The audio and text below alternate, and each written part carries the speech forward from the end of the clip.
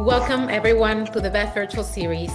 For those who are joining for the first time, the VEF Virtual Series, guided by the theme Accelerating Energy Transition, is a sequence of online consultations that explore the pathways that stimulate demand and promote economic recovery in 3 end-use sectors.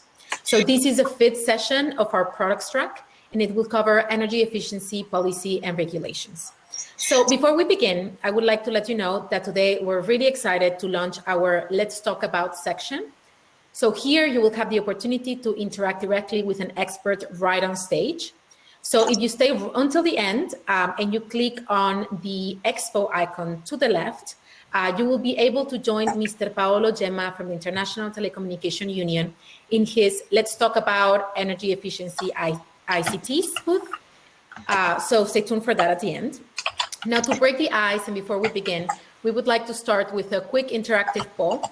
So on the right side of your screen, there is a tab called Slido, and you will see a question there with a box to type an answer. So you have this tab that says chat, polls, people, and at the end it says Slido. So if you click on that, you will see the question. Please make sure to send in your response within the next hour, and then we will regroup after the breakout room discussions to take a look at the results. So the question is, in 3 words, what are the 3 most effective policy measures in advancing energy efficiency?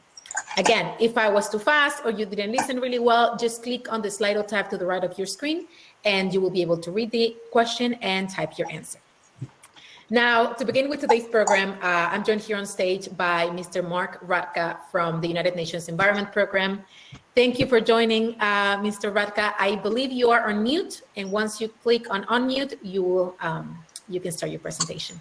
I think I am unmuted. Can you hear me, Ana Lucia? I think you're still on mute.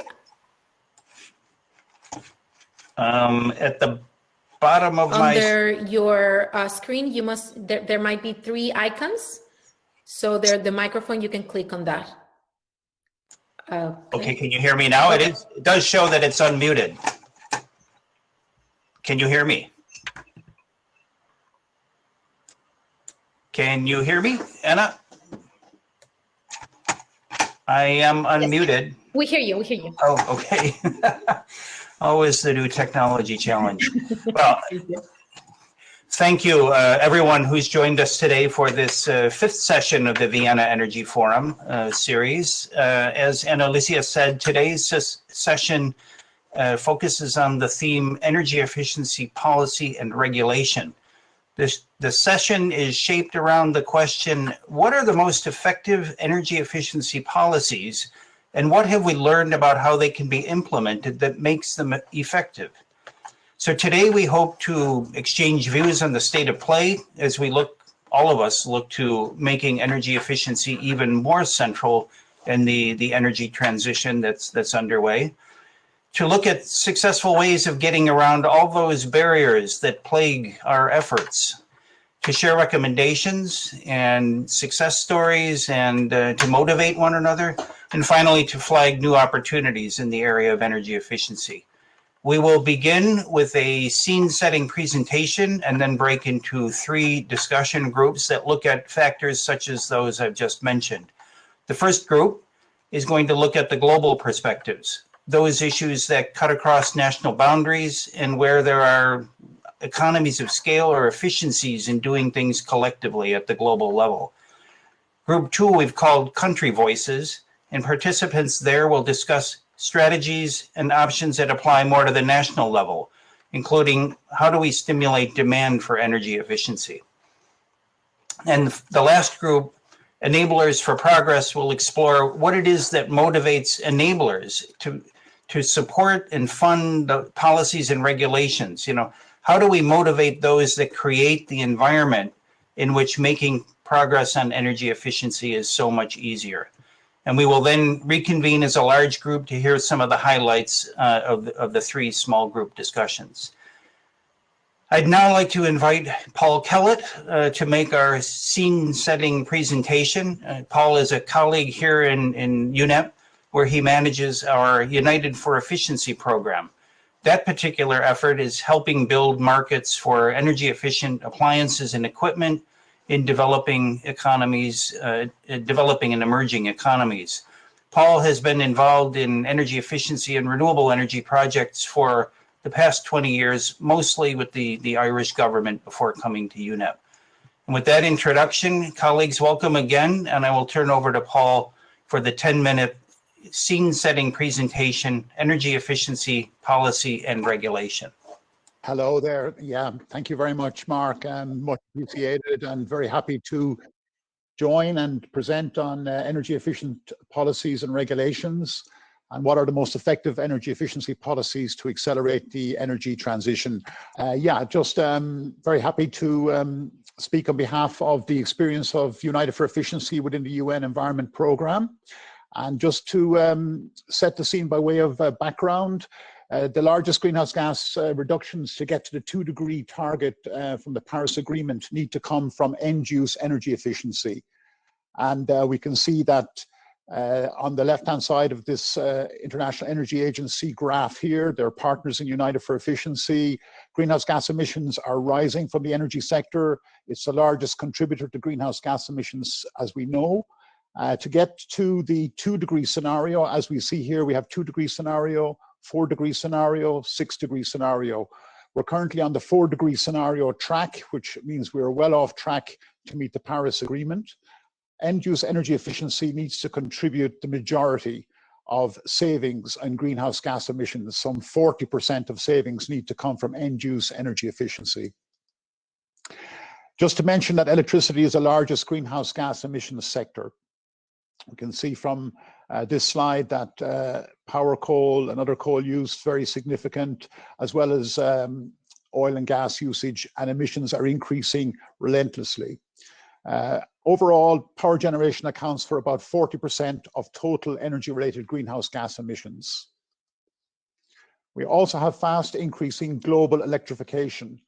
The world is going more digital, more urban, and more electric. We have a big increase in cloud computing and data centers. We have an extra 2 billion people living in cities by 2040. And we have a big shift to electricity as the fuel of choice. We see in terms of a split between non-OECD and OECD countries, we see non-OECD countries have a very rapid cooling and appliance growth. On the left, we have flat demand from OECD countries, and on the right, we have a rapid increase in demand for cooling, for appliances, for lighting. We have 10 new air conditioners sold every second. We will add 1 billion new refrigerators to the global stock by 2030, and 1 billion new air conditioners to the global stock also by 2030. And the majority coming from developing emerging economies. However, we have large savings opportunity from energy efficient lighting, appliances, and equipment. There are significant savings available. You can see even right the way through to 2030, still very significant savings available from lighting. And as we move beyond that, the majority of savings coming from air conditioning and refrigeration, as well as large savings for motors still available. 10 to 20% of global greenhouse gas savings are available with more efficient cooling appliances. We can save the equivalent of some 350 power plants with just higher performance room air conditioners and refrigerators. These are appliances that are currently available in the market, but not yet sufficiently deployed. So UNIDO for Efficiency is supporting countries to save 20% of their electricity. We're accelerating the global transition to much more energy efficient lighting and appliance technologies by strengthening country capacities around the world. And you can see where from the bottom of the slide, we have electric motors, lighting, refrigerators, room air conditioners, and power distribution transformers in our program. Why? Because they consume the majority of all electricity. We're in some 40 countries, as I've mentioned. You can see across the globe where we're operating, and we're working in, for example, Chile on lighting and refrigerators, in Turkey on motors, in South Africa on lighting and power distribution transformers, transforming the markets with 5-year strategic programs. So what are the most effective energy efficiency policies to accelerate the energy transition, and how can they be implemented effectively? Well, there are many barriers, of course, to energy efficiency. There are primary and secondary barriers, major lack of capacity, knowledge, and national priority given to energy efficiency, and consequently no frameworks in place. There are no or low levels of implementation funding, no integrated strategic approach to energy supply and demand. There are problems with existing market structures. There's a lack of effective market monitoring, verification, and enforcement, lack of testing facilities, lack of financial mechanisms to help drive the market, and no environmentally sound management. However, there are many opportunities. We can scale proven effective market transformation policies and regulations. We can resource much more focused, integrated programs. We can apply an integrated energy supply and demand approach to sustainable energy implementation by combining renewable energy and energy efficiency strategies and policies together. And of course, green financing and green procurement only by governments could be a major driver. We could integrate environmentally sound management practices, for example, banning used product imports, and we can link multiple additional and spin-off benefits. So what are the multiple additional spin-off benefits, and how can they be made faster primary drivers to move markets forward? There are wide socioeconomic benefits from energy efficiency. There's much more competitive and reliable national energy supply available, much more local economic activity from the billions redirected in consumer savings, less operating and maintenance costs for state utilities and public authorities. With reduced energy import dependence, you can have more predictable, affordable electricity prices and greater energy security.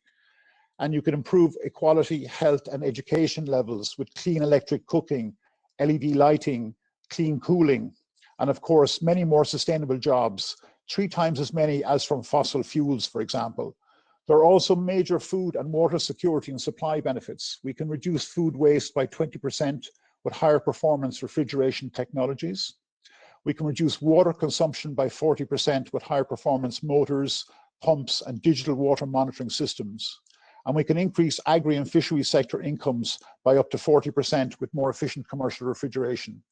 And we can free a lot more electricity for access, for example. More efficient power networks and products can free up otherwise wasted electricity to supply hundreds of millions of people. And more sustainable local business infrastructure can be created by supporting new industry and utility models. Strategic 5-year integrated policy approach programs work from our experience. United for Efficiency implements a proven integrated policy approach for product market transformation. It has 5 elements. They're all the same across the countries we work in. Standards and regulations, supporting policies, these are education, training, information, finance and financial delivery mechanisms, including incentives, monitoring, verification and enforcement, and environmentally sound management and health. Standards, labeling, green public procurement, and market incentives work. Ban the worst performing products with minimum energy performance standards. Promote energy efficient products with labels and awareness campaigns. Create incentives in green public procurement to support the adoption of the best, highest performing products in the market. And you need to monitor the market and also provide environmentally sound management to recycle and dispose of old products in a sustainable way. For example, Pakistan Energy Efficient Market Transformation is one of our projects just completed with the first mandatory minimum energy performance standards for energy efficient LED lighting for 230 million people, with 1 billion in savings annually for all of the citizens of Pakistan. Priority step-by-step approach to energy efficient buildings works. This example from the Passive House Institute, you can see the first step, water saving measures. The second step, efficient household appliances. Third step, roof insulation. The fourth step, solar collectors and efficient heating systems for domestic hot water. And the fifth step, efficient air conditioners. And you can continue with additional steps to get you to A and A+ housing levels. Green technology procurement and finance also works. An integrated purchasing approach to green public procurement is a major opportunity. Some governments spend up to 30% of the entire market purchasing for appliances, for example. in developing and emerging economies in particular. Effective energy performance standards are progressing, but still missing in many economies. This is just an example from motors. You can see the gradual expansion of higher efficiency motors, which are IE3 motors, coming from the OECD countries right the way across the globe. Unfortunately, there are many countries with no minimum energy performance standards, and this is a big opportunity for major savings, as motors use 50% of all electricity, and the majority are pumps, fans, and compressors. And we're working with UNIDO, of course, to change the situation, and looking forward to hearing more from today's deliberations on the most effective energy efficiency policies and ways to implement them faster. Thank you very much. Thank you, Paul, for this incredible introduction. I think it will resonate really well with all of our speakers and our participants going into the breakout room discussion. Thank you also to Mark for his introduction. I would now like to welcome everyone to go to the breakout rooms discussions. As Mark mentioned, we have 3 today: global perspectives, country voices, and enablers for progress. Now, if you want to access them, please click on the series button to the left, and it's going to give you the 3 different options. Now, to our speakers, please enter the breakout room that you were assigned to. And to all participants, please feel free to virtually walk around the different breakout rooms and select the one that you're most interested in. Please remember that you are more than welcome to ask questions or make any comments using the chat to the right. And also remember our Slido poll for our one question. So you can click on the Slido tab to the right and type in your answer for about 50 minutes. You have more time. So thank you everybody for joining, and have great discussions. Okay, first of all, welcome to the Vienna Energy Forum's products edition and the discussion on energy efficiency policies and regulations. First of all, I would like to really thank the Vienna Energy Forum for organizing these events in spite of the pandemic disruption, and for actually convening a panel of very experienced practitioners from different organizations working really on the forefront of this very, very important topic of energy efficiency policies and regulations. We heard very good overview from both Mark and Paul a little earlier, and we of course would like to dig deeper into that issue of implementing these policies and regulations, and what are the obstacles, what are the barriers, and what are the possible solutions that we have grown to learn from our various experiences from around the world in different countries, both OECD and the non-OECD countries. Before we start, I want to take 2 minutes to introduce ourselves. Let me start by saying that my name is Ashok Sarkar. I am a senior energy specialist team leader based in World Bank in Washington, DC. And most of my work, which I've been doing, have been focused on demand-side energy efficiency around the world in different regions, including Africa, LAC, Asia, and Middle East as well. I also wanted to invite all the panelists. We have 5 panelists here. I'm going to take the liberty of introducing the ladies first, even though the names are appearing differently in the agenda. So Benigna Bozakis is from EASA in Austria. Many of you know EASA is one of the top-ranking, top-notch research institutes in the world when it comes to energy and clean energy and energy transition. She's a research scholar at the Energy, Climate and Environment Group of EASA. Next, we have Martina Otto. We have met before so many times. It's a pity that we are not meeting in Vienna with Martina and others, but good to see you, Martina. And Martina is leading the UNEP's work on cities through the Global Alliance for Buildings and Construction at UNEP, and which offers a lot of support to cities and promotes multi-level policy integration and financing, etc.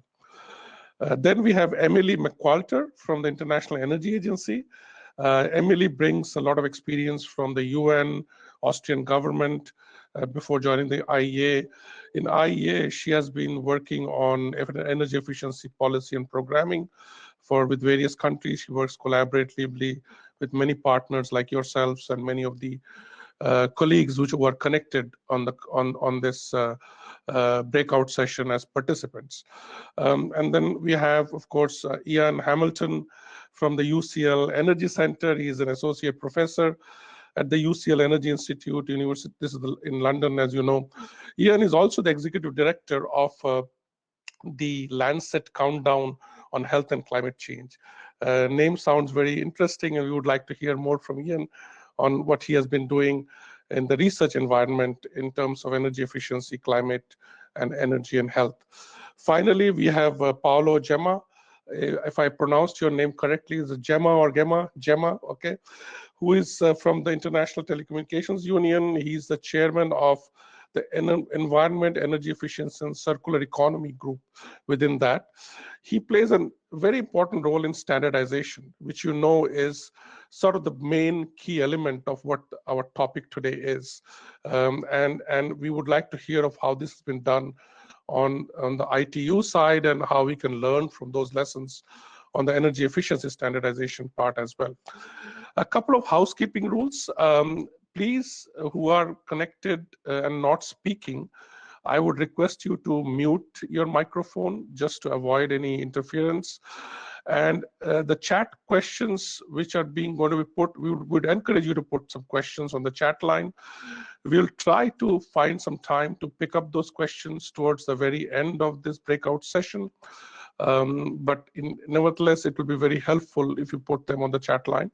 Finally, to both my panelists and the participants, if you have any materials you want to share, any websites or links of useful resources out there which pertains to this subject, please feel free to keep adding them without any hesitation, because here we are trying to exchange knowledge of best practices and experiences and success stories, lessons learned, as well as failures and what we are learning from failures. So I would encourage everyone on the call on this panel, including the participants who have joined from all over the world, to please put those information, that kind of information on the chat line. I'm not going to take any more time, because we are stuck with this fundamental question which Paul and Mark told us. Even though there are lots of standards and including and regulations, including minimum energy performance standards for appliances like motors, lighting, air conditioners, etc. Even though there are countries which have labeling mechanisms, you have great building codes around the world, but the effectiveness of all those policies and regulations is a big challenge in particularly developing and emerging economies at various levels. Sometimes the standards are not progressing that quickly. Sometimes they don't have enough capacity to enforce and implement those standards. And finally, sometimes there is not enough financing available to actually pay for this high efficiency equipment, which could have an incremental cost in the beginning, even though they pay off on a life cycle basis at the end.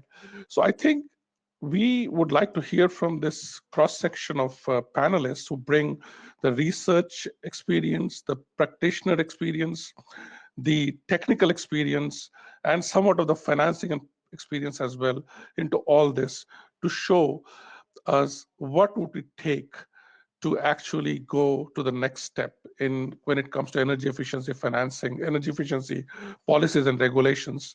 What can we learn from others? What can we replicate? What can be adapted to other countries, so that the real 1.5 degrees Celsius targets, which we are talking about, which cannot be done without fixing the end-use equipment and appliances to a higher level, can be done if things are done right. And here we are to learn all about all that. So let me start by asking, this time I'm going reverse order. I'm going to ask Ian, Dr. Ian Hamilton, to throw some light on what do you think from your research, do you think are the opportunities at the government level to boost energy efficiency? And why are they not being utilized? And if you can also give some examples of how you have seen in your research how governments have actually overcome some of these barriers and inertia. And if you can say a few words, kindly keep it to maybe 3-4 minutes, that would be great. Over to you. Ashok. Hopefully everyone can hear me all right. Yeah, so I mean, in terms of what the opportunities that government level can do to boost energy efficiency, being taken advantage of, I think one of the problems that we face really is how one describes energy efficiency, and this big issue is that's not very tangible for most policymakers, most people who are not practitioners in this field. And so I think actually there's a real need to better articulate what that means, what energy efficiency means in terms of more tangible things like jobs, economic savings, energy and security, health and well-being, air pollution, these broader multiple or co-benefits, co-impacts of what energy efficiency delivers. And I think there's a need, therefore, for those to be more framed in a way that people, can see what that is in terms of the investment that they make or the livelihood that they live in terms of this technology is going to offer that better support. So in terms of what governments can do, I think one is for them to recognize that those broader benefits exist, but then also to support that. And they can do that in several different ways. One, of course, is as a convener, as a regulator, of which they can put in place an information collection infrastructure for their own work, their own projects. And this is where they can ensure that data is being collected for their own investments in say, the built environment or energy efficiency in different sectors. And they can then transparently report on that. Because I think one of the big challenges is around an evidence base that can be used by others who are perhaps less certain about what that could actually look like, what that could translate into. So to give some examples, from two different approaches, again, this is focused in my experience area, one with the UK, where as a requirement for all government policies that are out there to regulate, there's a requirement for an impact assessment. And the Treasury's Green Book, which outlines how it is that government departments evaluate and appraise policies, is it sets out these broader areas, so jobs and securities, distributional impacts in terms of equality and equity, being able to look at multiple benefits in terms of health and well-being. They're explicitly within their requirements for policymakers to evaluate against. So that means that immediately those policies are designed with those issues in mind. Another example is, for example, in the US, where although it may not be from a government regulation perspective, a lot of the utilities in implementing energy efficient performance measures have a requirement, again, to evaluate how effective have these been, not just in terms of the amount of, say, energy saved, but rather what has that meant for taxpayers, for bill payers, for ratepayers in terms of the money they've saved, the implementation in terms of the indoor environment and buildings that they've benefited from. So I think there's a couple of different examples, but really it comes down to, I think, this need to better share information, for that to be done transparently, and for that to be outlined in a way that is more real to most people who are looking at what energy efficiency will mean and why they should spend money on it. Thank you. Thank you, Ian. I think that gives a very good sense of what is missing. And you kind of put it so nicely that it's the communications part. How do you convey the message for efficiency and the value addition it brings, the benefits, which really is going to influence the policymaker and the user and the decision maker is very, very important. And I think impact and evidence is the fundamental part of this. If you can't measure the savings, you cannot prove that it's working. And if you can't report that savings, it doesn't make any sense. Why would somebody even care about this? So I think you're absolutely hit the point. Let me turn to Benigna. So you belong to also IASA, which has been looking at this very similarly what Ian was explaining.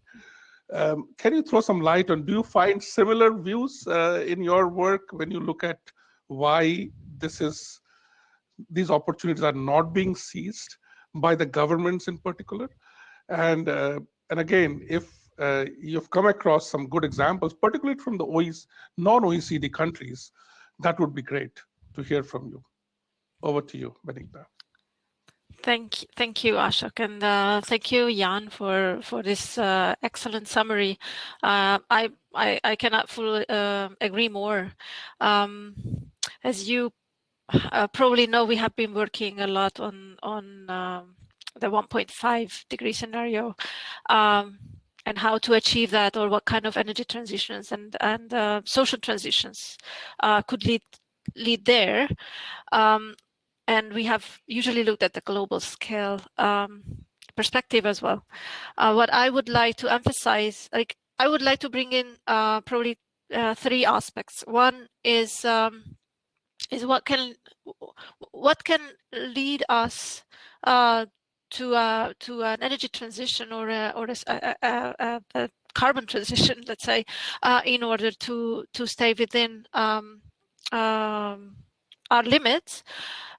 We need to look at energy demand from various perspectives. It's not only energy efficiency per se is more complex than simply improving the technology.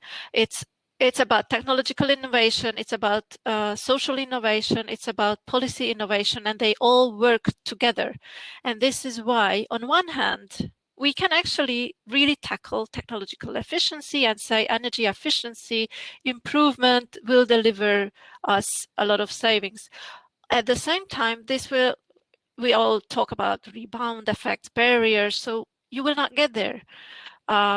You have to take an innovative aspect of efficiency and say, we actually want to reduce the demand without compromising our living standards or the improvement in living standards when you talk about in a global perspective. We have at the YASA, my colleagues Narasimha Rao, for instance, have developed the decent living standards framework, which provide for a minimum or an ideal level of demand that can still lead people to a decent living standard. But coming back to my point on innovations, when you talk about products, we have seen a lot of technological innovation and technological improvement, the amazing improvement in cold appliances. But let's take a next step. Can we reduce the demand for, let's say, cooling at the same time still provide people with the proper cooling levels? And when you come to just simple appliances, it's very rare that we think about a new social structure, sharing economies, ensuring health, education, and other SDG goals at the same time. So it's very important that we communicate, but also regulate in a way that it does not compromise other SDG goals. And by doing that, you design policies that are acceptable, that will work, or you take into account your capacities. We can talk about labels on a global perspective that they work very well, but when you come to implementation, it will be very important whether you have the capacity to monitor, whether you have the capacity, you actually have the high performance appliances in the market. So I would like to refer back to the introductory presentation. Talking about barriers, I think it's very important to differentiate barriers into three groups. One is barriers that you can overcome with a policy. Another one, barriers that you just accept for the moment for the policy because it's the environment, it's the culture, it's the capacities that you cannot change, or other policies that are already in place and you cannot change. And then barriers that limit the success of your policy when introduced. And when you think about introducing a new policy, you take into account these and make sure that your policy is designed at a local level. Thank you, Benigna. I think, again, very important points. What you touched upon is the behavioral part of energy efficiency, that it not necessarily keep using more, and go for more and more appliances, but also look into the what we call the energy conservation part of the energy efficiency equation. So I think this is an important part, and how that can be built into the policies and regulations is definitely a challenging aspect, because policies and regulations are very technology focused. And I think this is a very important point, and we need to all, as a community, think about it to find ways to do this more effectively, and absolutely important points. So let me turn to a little bit of a different topic with some sort of practitioner's viewpoint. So Paolo, Martina, and Emily are from the practitioner standpoint, working with these countries hands-on. And what do you see is sort of working? We talked about the challenges, the barriers, the issues, but what are the existing global measures and mechanisms, Paolo first, if you could tell us, which helps governments to take the policies forward in a more proactive, effective manner? So a little bit of the success stories. I mean, we heard about the challenges from both Emily, from Ian and Benigna. Maybe Paolo, you can talk a little bit about the success stories on this existing global measures. Okay, ITT Study Group 5, we are responsible for developing international standard for energy efficiency for ICT. So we are looking only on ICT, to be clear, not other sector. Okay, and we develop a standard that is the base for regulation, because if a regulation want to put an energy efficiency goal, then it said clearly on how to measure. This is our scope. So we write a standard on how to measure the efficiency of different type of equipment, from, I don't know, transmission, server that we are working, and so on. One other example that I think is one of the last examples that we wrote is a standard for greenhouse gas emission trajectory for the ICT sector. In the idea to have a standard that defines a trajectory for the CO2 reduction to be able to respect the Paris Agreement goal. So we developed, not only by us, but in cooperation, and this is also very important aspect. We have a cooperation with GSMA, that is one organization of mobile operator, with JASY, that is, and with SBTI, to define this trajectory for the ICT to arrive at zero reduction in, if I remember, in 2050, and to have some reduction in 2030. So giving to the operator or mobile network and data center, okay, this is the objective that you have to do. You need to reduce your carbon emission of 20%. Is just a number. Sorry, I don't remember exactly the number on this. In some year, we give also some idea on how to arrive at this goal. We give some practical guideline for operator and also for ICT manufacturer, because also ICT manufacturer need to reduce the emission. And this is an example of global standard that help on the CO2 emission. Then, okay, we have an example of standard on how to apply the artificial intelligence, the new technology to reduce the cooling in data center, in central office. That is another aspect very important, because we needed to find, okay, to define how to measure the efficiency, but also to give help, to give guidance on new technology, new opportunity on how to reduce the emission. Another standard that we are producing is just the L1371. It is a methodology for assessing and scoring sustainable performance of buildings. So a completely different topics, but on how to look if a building is constructed and maintained and operating in a sustainable way. And this is a standard that defines some category.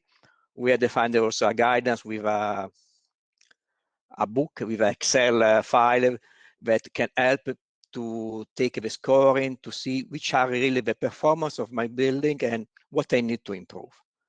And I think this is very important to give help to people to look on how can improve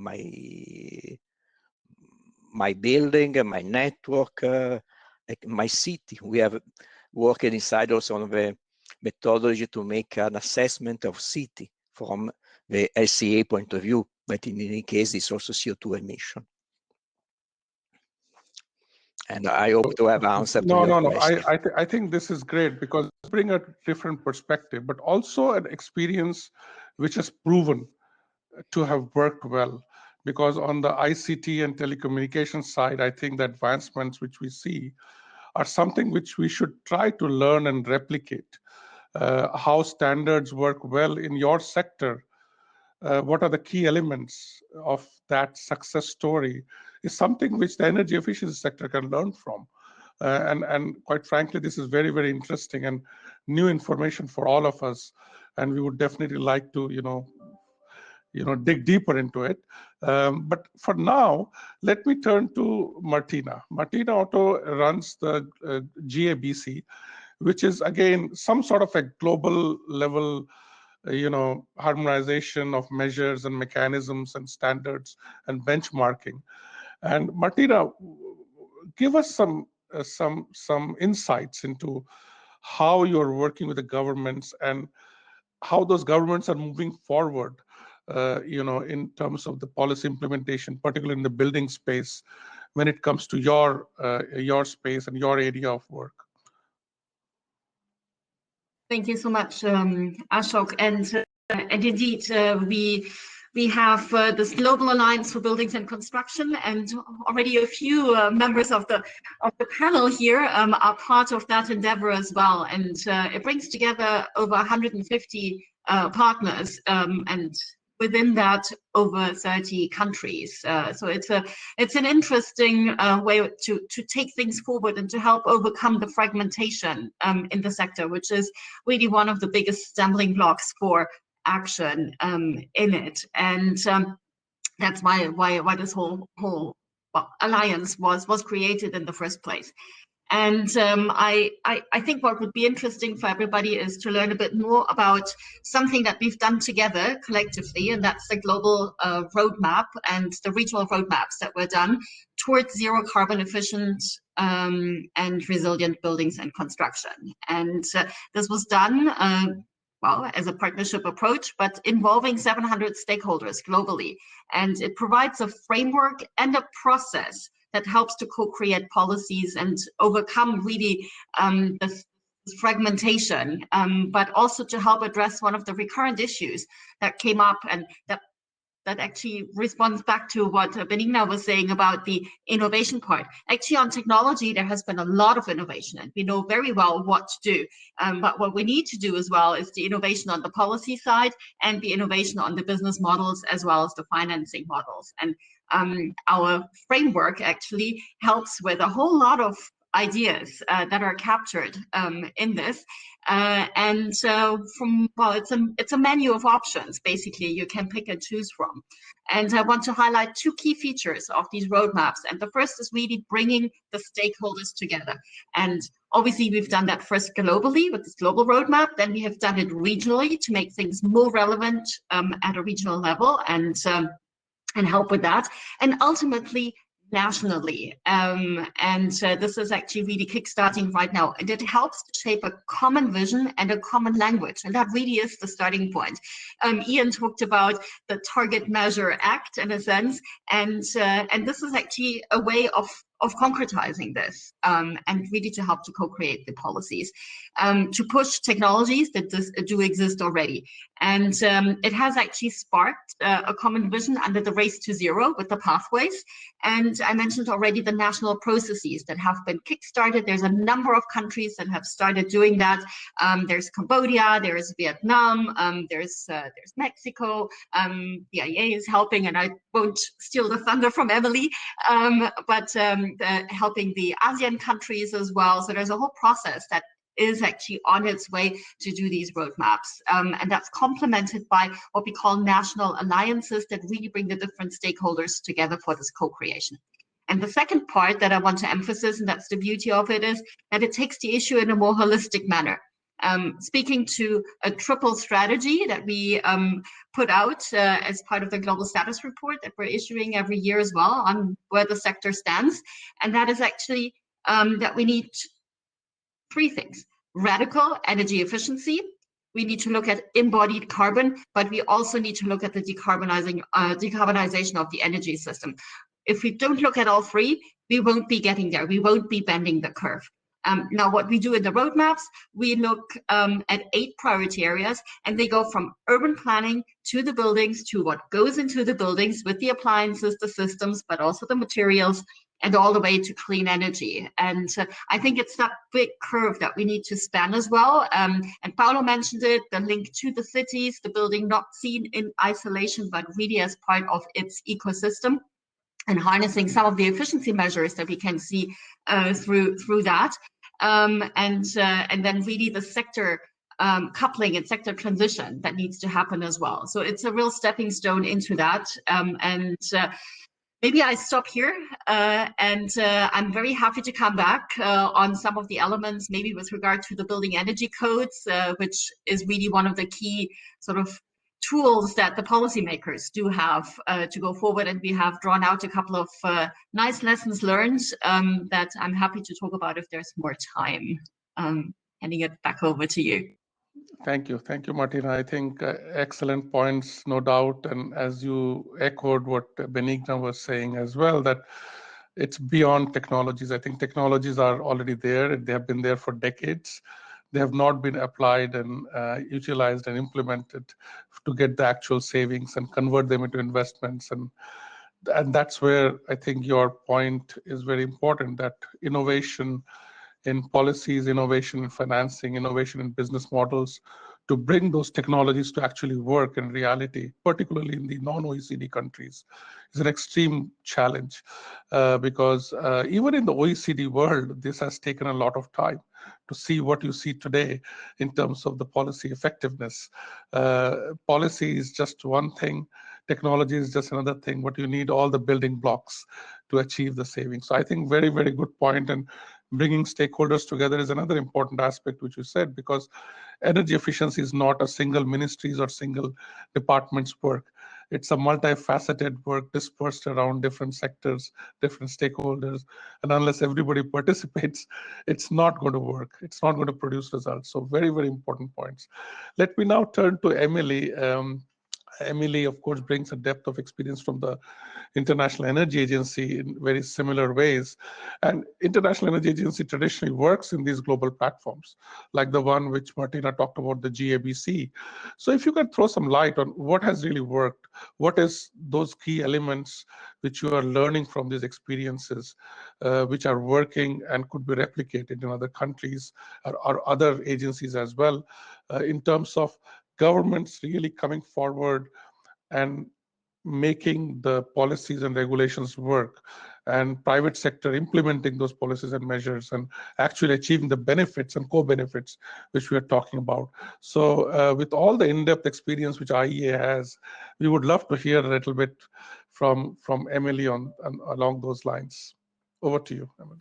Thanks very much, Ashok. And just to pick up, well, I remember on Martina's point about the roadmaps, I just want to say how important they are, because they really lay out a foundation for not only governments but for organisations to see where are the key actions are to getting towards net zero and where those gaps are. And we've really been working alongside Martina on these road mapping process. Ian and I and colleagues are working on some building roadmaps for Southeast Asia and India, and many other people around the world are working on other roadmaps. And what Martina and her team are doing really well is bringing everyone together to discuss these, to discuss the challenges and kind of work together more collaboratively.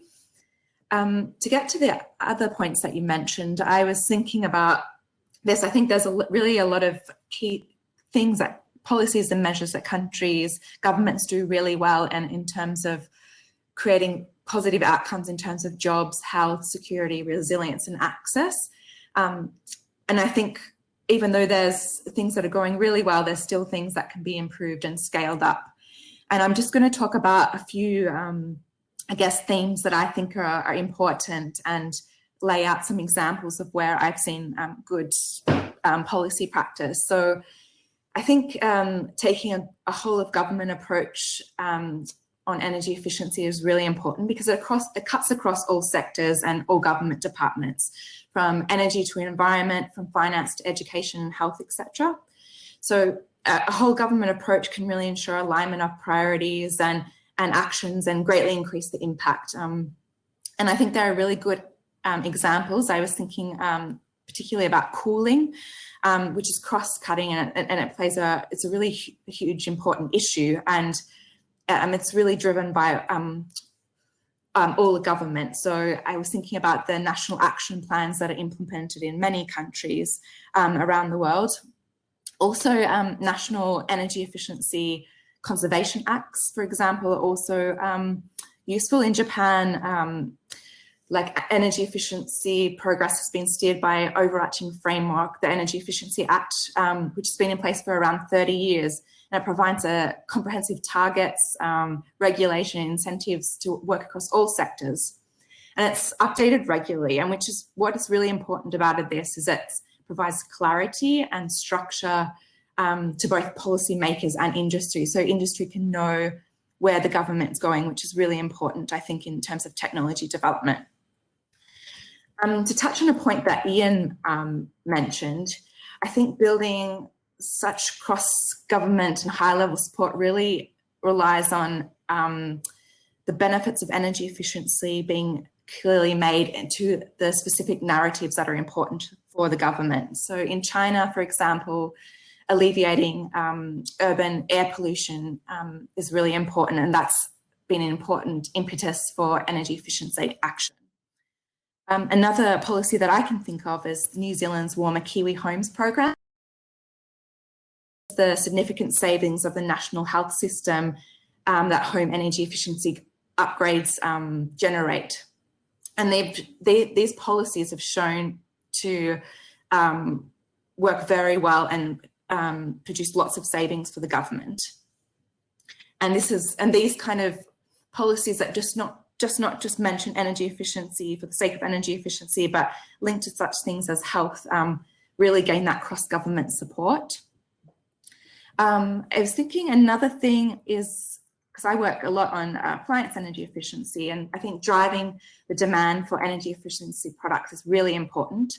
So policies such as standards and labelling programs help increase demand for more efficient choices by informing consumers and by moving markets towards more efficient options. And there are over 80 standards and labelling programs that exist in the world today, and they've existed for 25, 30 years in some cases. And this just highlights the success or the effectiveness of these programs. Along with this, I think driving technology replacement programs can also drive demand for products, and they also support jobs throughout the manufacture, transport and retail supply chains. I think of technology replacement programs in Colombia. So in 2017, they implemented a refrigeration replacement program, and they got rid of 1 million they replaced 1 million old refrigerators from homes in Colombia. And this one small program significantly reduced the energy bills for consumers, and it reduced the need for subsidies.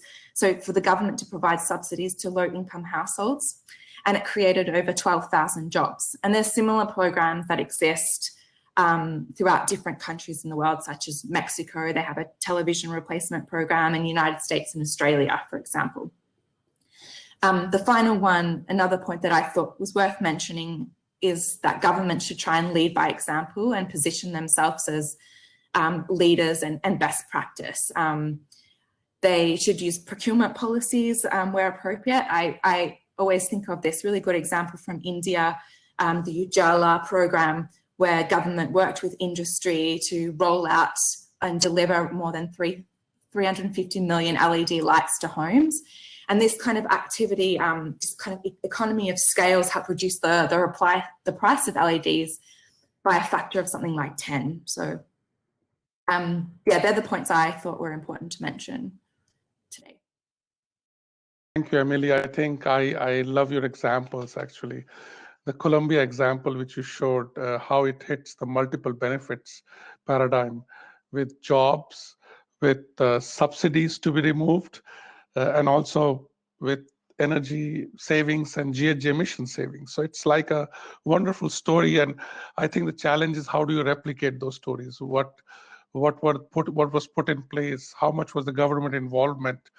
How much did they bring in the private sector into this equation is where I think we need to replicate. And I'm also glad you mentioned about India's EESL Ujala program.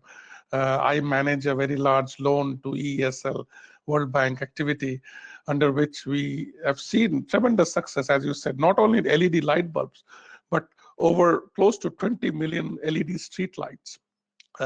Millions of super efficient air conditioners, hundreds of thousands of electric vehicles, all done through public government procurement, and actually achieving savings, measured savings, which was mentioned earlier, that we need to measure these savings.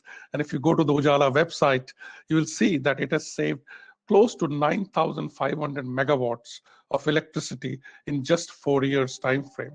So that's the kind of government I would say proactivity, which again needs to be replicated in many countries. And I think the point which you mentioned, cooling, is becoming one of the cross-cutting areas.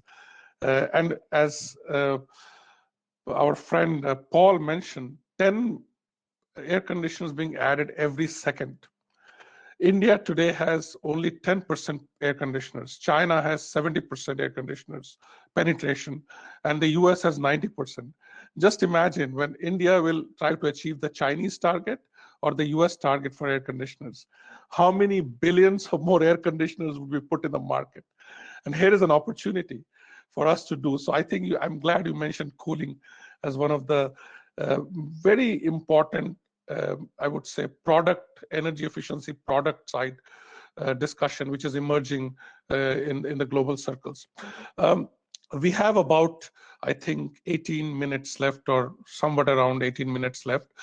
What I'm going to do is, again, go around a little bit with all of you to see what more you can tell us about the actual divide between the global initiatives and the national and subnational initiatives. We see success stories on both sides, like the success emerging from India's and Colombia's, but also we see the success of GABC and the success of the programs which the World Bank is involved, IEA is involved at a global level, regional level. Is there a need for continuing both? And where do these meet, basically? I mean, which action, I mean, I'm not saying which action is necessarily better than the other, but what are the kind of issues which need to be dealt at the global level? And what are the kind of issues which really need to be dealt at the national and domestic level? If you can throw some light while wrapping up your, I would say, even key messages in a couple of minutes.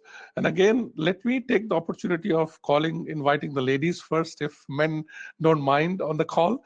So I'm going to invite maybe Martina this time to give your thoughts on this global national dichotomy, as well as any key messages you want to give to the participants, to the organizers, in terms of what should be done more as we move forward with this very challenging agenda.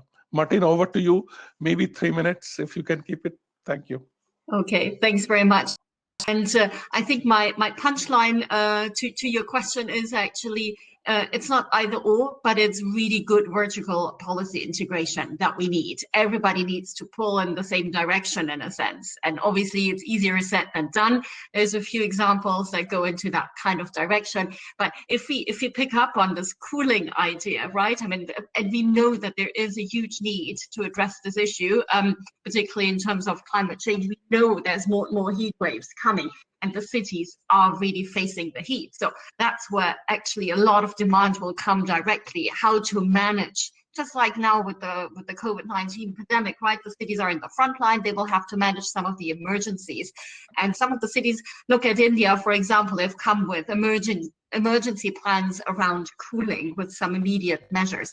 But actually what we need is, we need to have the national government to have their cooling plans in place, and then it trickles to the local level as well. And everybody to use best their jurisdiction. It's that as well is easier said than done, but standards and labels for sure are much better done at a higher level. I mean, the most you can do globally and create a level playing field for the market overall, for a lot of the companies that then have to adhere to those, the more effective this is. But at the same time, there's a lot that can be done at a more local level, with cities, for example, using their power in terms of zoning, but also permitting, and pushing for some of the nature-based solutions, for example, planting trees to actually have some passive measures that come in here as well. So not only looking at the appliances and the standards that go with that, or the buildings and the building performance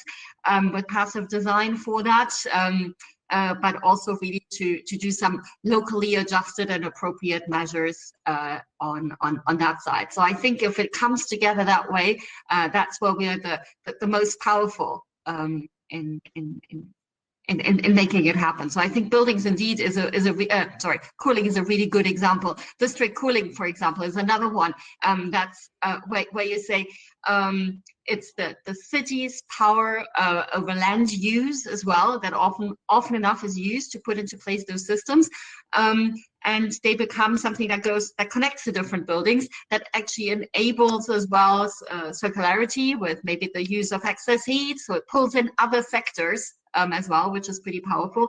And does something at the local level as well. And obviously, since those investments are super heavy and often enough the cities alone cannot pull this off, then you need again the national government to help with, for example, the guarantees for the financing to come in. And I think that's, there's a circle that's a virtuous circle that needs to be created with vertical policy integration. Thank you.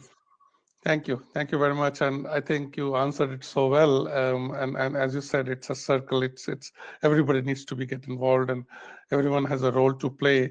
Let me turn over to Benigna. A little bit more on this, digging deeper. What Martina said.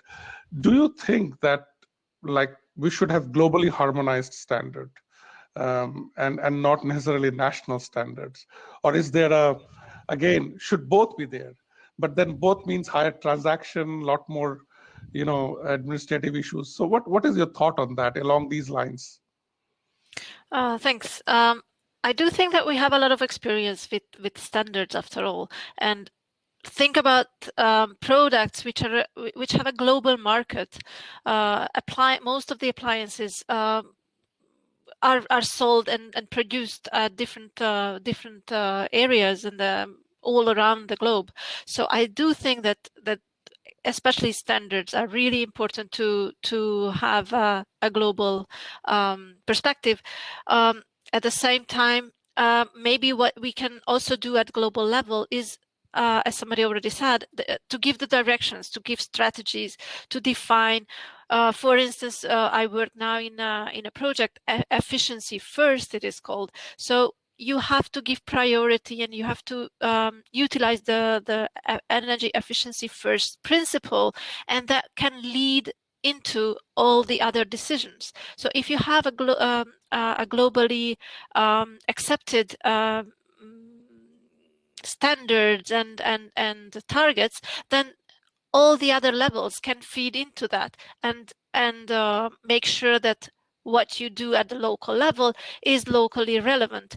For example, talking about standards that can be set for a product at global level, but can this be done for information measures, for labeling per se, which has a cultural connotation? So this has to be very relevant for the local circumstances. So I think all these policies work very well together, and they all have a different level to play out.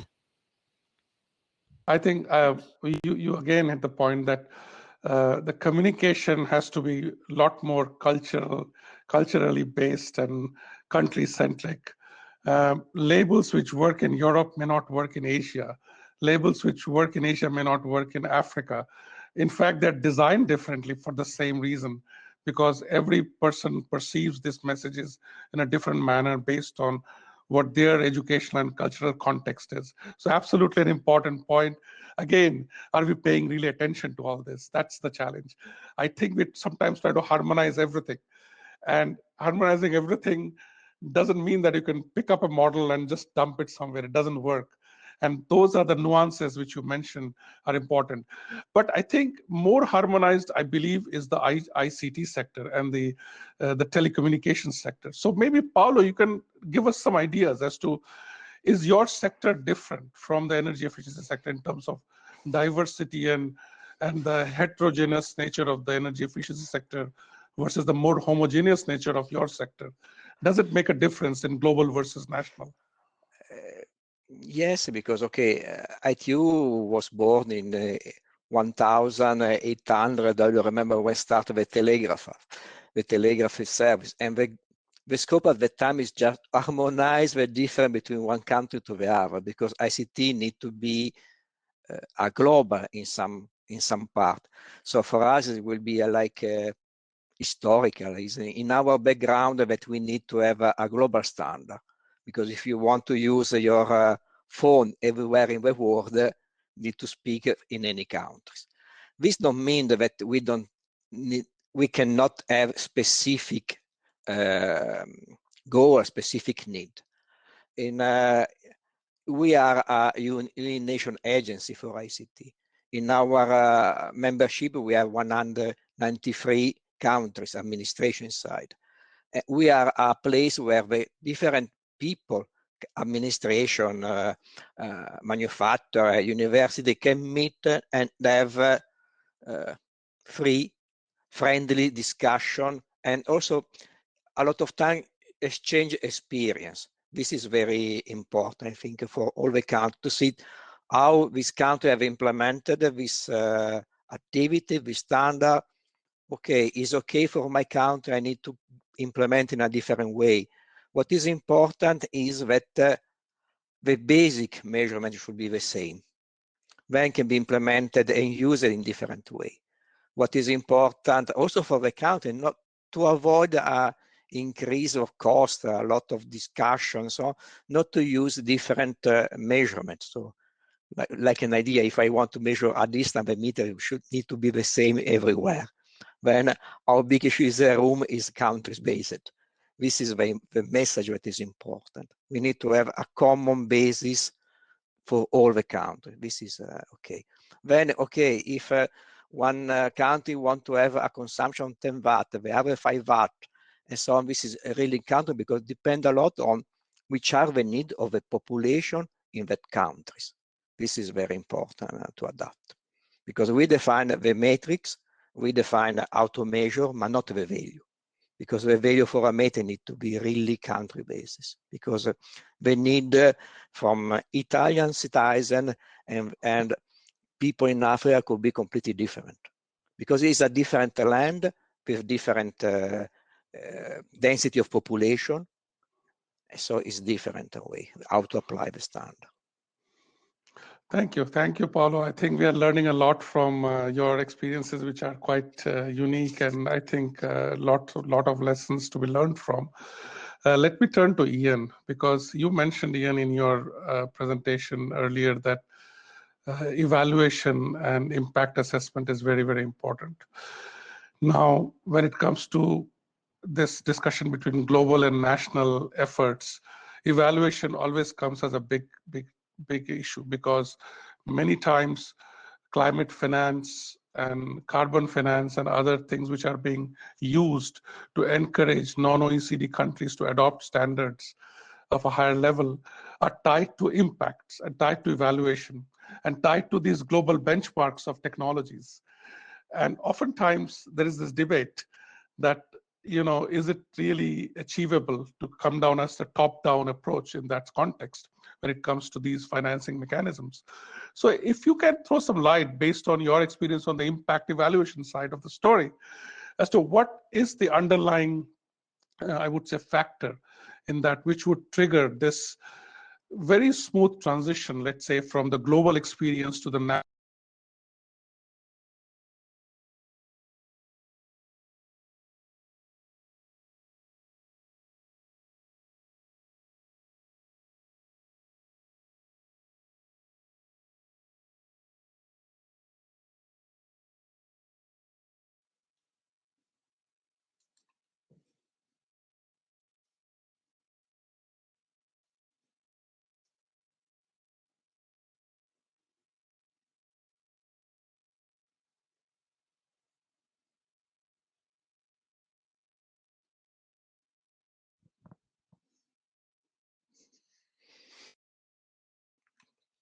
hear you, Ian. Yeah.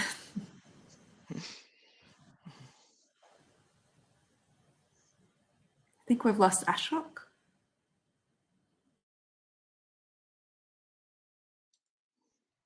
Yes, Ian, we still cannot hear you, and Ashok is a fixed image. Jan, I see your microphone as muted.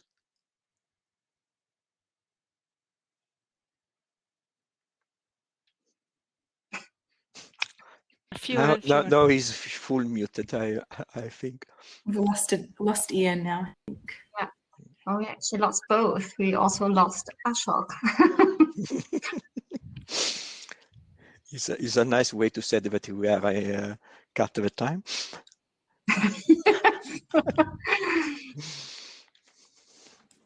Maybe we can Maybe continue.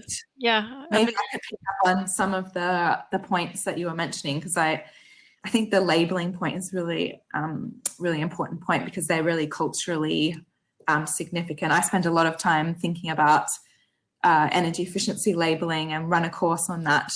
That was part of the course, and talking about, you know, sometimes red is the best and sometimes green is the best, sometimes ticks are the best, sometimes the numbers are the best. So it really depends there. But on the harmonization point, you know, there's a lot of good examples of regional harmonization for two reasons, really. One is to help, well, also to help small markets. So the country from where I'm from, Australia, we're a quite small market, and we partner with New Zealand on a regional program, standards and labeling program, to get better quality products into our region. And countries in the Pacific Islands are also taking on the Australian and New Zealand labels to get more buying power to our region.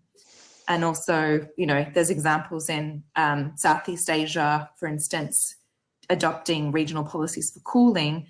And in those cases, that's where they're a large manufacturing country, that's opened up opportunities for them. So, for example, in Thailand, now as they're aligning standards with the region, but also internationally, that they can sell their products, you know, to more markets, which is really helping the Thailand economy. I think Jan can start now. Yeah. And if you mute yourself. Ian, we still cannot hear you.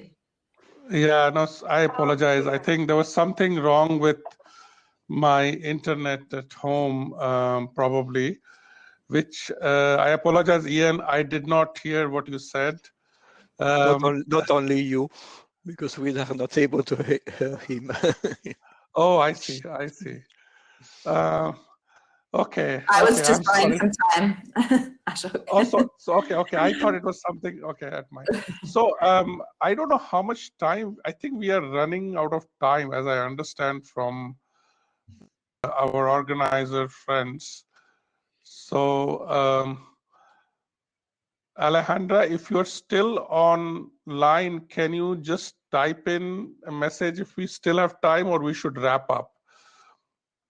And again, my apologies as well for 2 minutes, I think. 2 minutes? Okay. Yeah, Yes. I saw a message earlier that said 3:20, so means 2 minutes. So just 2 minutes. Okay. So anybody wants to use that 2 minutes? Because I don't want to take up all of your time in this. I will do the summary in the next session. So anyone wants to take the 2 minutes, please go ahead. Maybe I just following what Emily said about eco-labeling.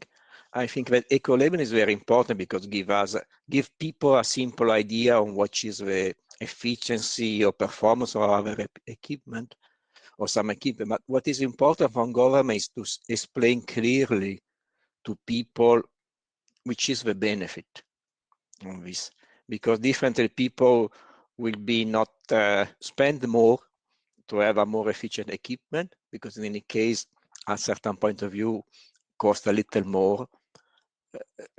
If he don't know really which is the advantage on this.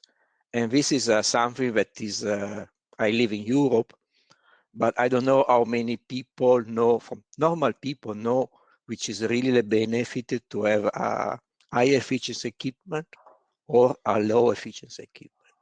This is something that was missing from all the administration, from all the government, this type of education, if you want. And I think that if we want to change, to improve on efficiency, on climate change reduction and so on, we need to give clearly a simple message to all the people on this.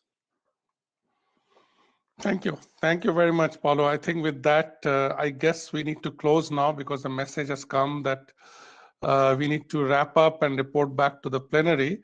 So I think we basically have to click the leave button on the top of our screens, which will eventually take us back to a poll, I believe, a Slido poll, and then back to the plenary, if I'm right about it. So once again, thank you very much, all of you, Emily, Benigna, Paulo, Ian, Martina, for giving your fantastic insights and a lot of good ideas to chew upon.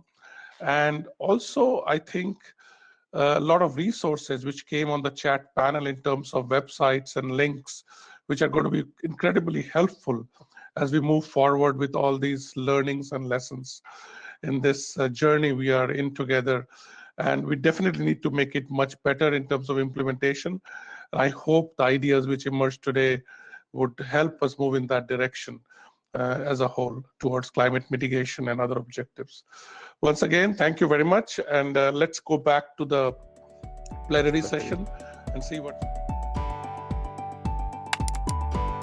And thank you, so good morning and good afternoon to you all. Thank you for joining this Country Voices. I would like to ask you to mute when you're not speaking and sharing your experience from the country. I'm Clotilde Rosrisquio. I joined for Sustainable Energy for All, where I work as a senior specialist for energy efficiency. As we have heard from the previous speakers, even with the increasing improvements in energy efficiency in buildings and construction, but also with the use of more efficient appliances, building energy demand has been continuing increasing and is set to increase further due to growing population, increase building floor area per household, and also increase income in emerging and developing economies, and a special mention to cooling energy demand, which is an increase which is mostly coming from emerging and developing countries with high ambient temperature. So we would like to hear then from you on national level policies and regulation, in particular the relevance of policy and regulations that mandate behaviors as are an essential component of energy efficiency program, but beyond how the programs are designed, also is the importance of how the results are measured, and also how enforcement is carried out. So international engagement in this area has been very successful, with country exchanging experiences and providing support to the countries developing energy efficiency programs. So I would like to start and ask for first panelist if I would like to ask what are the key policy mechanisms in place in your country that have been successful in improving energy efficiency for appliance and equipment, and what are the main elements that make this mechanism work well. And I would like to ask Dawa Zangmo if she would like to kick off and start. Dawa is Chief Engineer at the Department of Renewable Energy under the Ministry of Economic Affairs for the Royal Government of Bhutan. Thank you, Madam Moderator Clotilde. Good afternoon, everyone. I think Clotilde has already given the round of introduction. Anyhow, I'm Dawa from Department of Renewable Energy and working for the Energy Efficiency Division. So in Bhutan, currently energy efficiency is still at a very nascent with regard to energy efficiency. And also recently in 2019, we have come up with a National Energy Efficiency and Conservation Policy, which addresses the demand side management, and also focusing on the 4 major energy consuming sectors, that is buildings, appliances, industries, and transport. So with regard to the appliance sector, Bhutan is mostly import dependent, since it's all the appliances are imported from the neighboring countries. We do not manufacture any electrical appliances here. So our market is totally import dependent, and somehow we are also the dump yard for inefficient appliances. So with regard to that, that's where the formulation of the policy had come about. And I think we have also come up with the standards and labeling scheme, not as a program, but a scheme where it's best for the Royal Government of Bhutan and also the Royal Government of India, because most of the appliances are imported from India. So we in the plan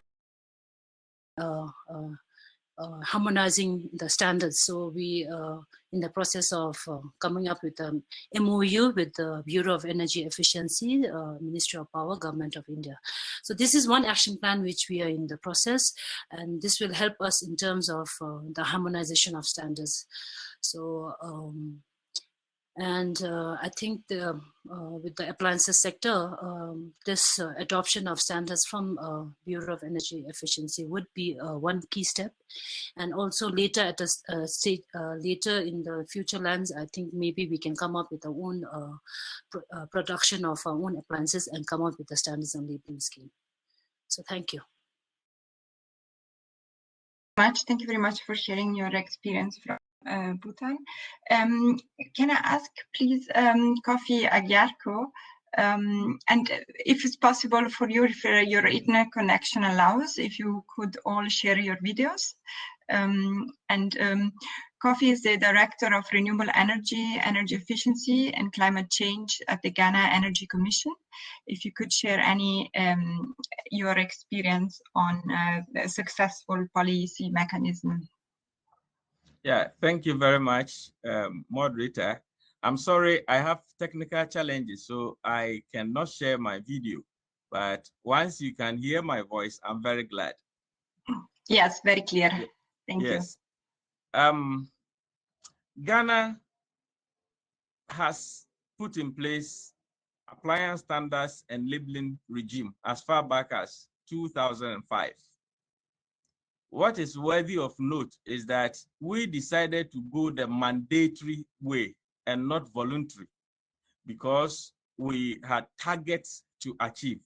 So we have a set of laws that back the standards to make the standards legally enforceable.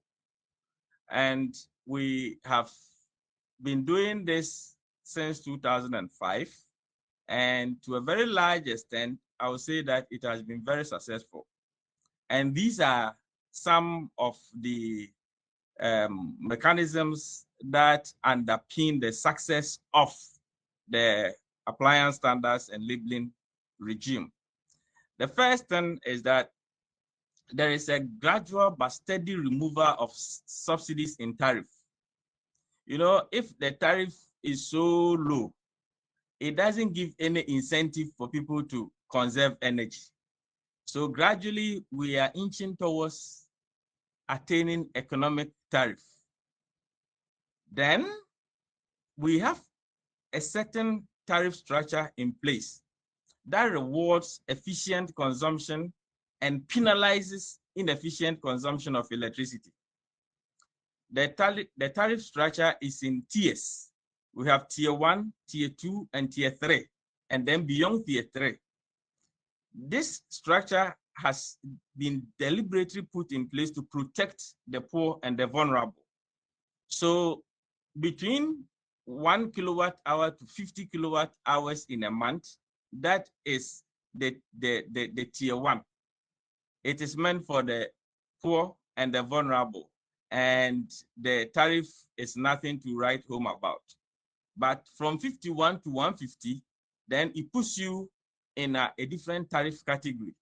From 151 to 300, it puts you to another tariff category. So the higher your band, the more bill, the higher your bill of electricity that you pay.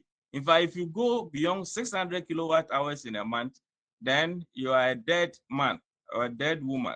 It's very expensive.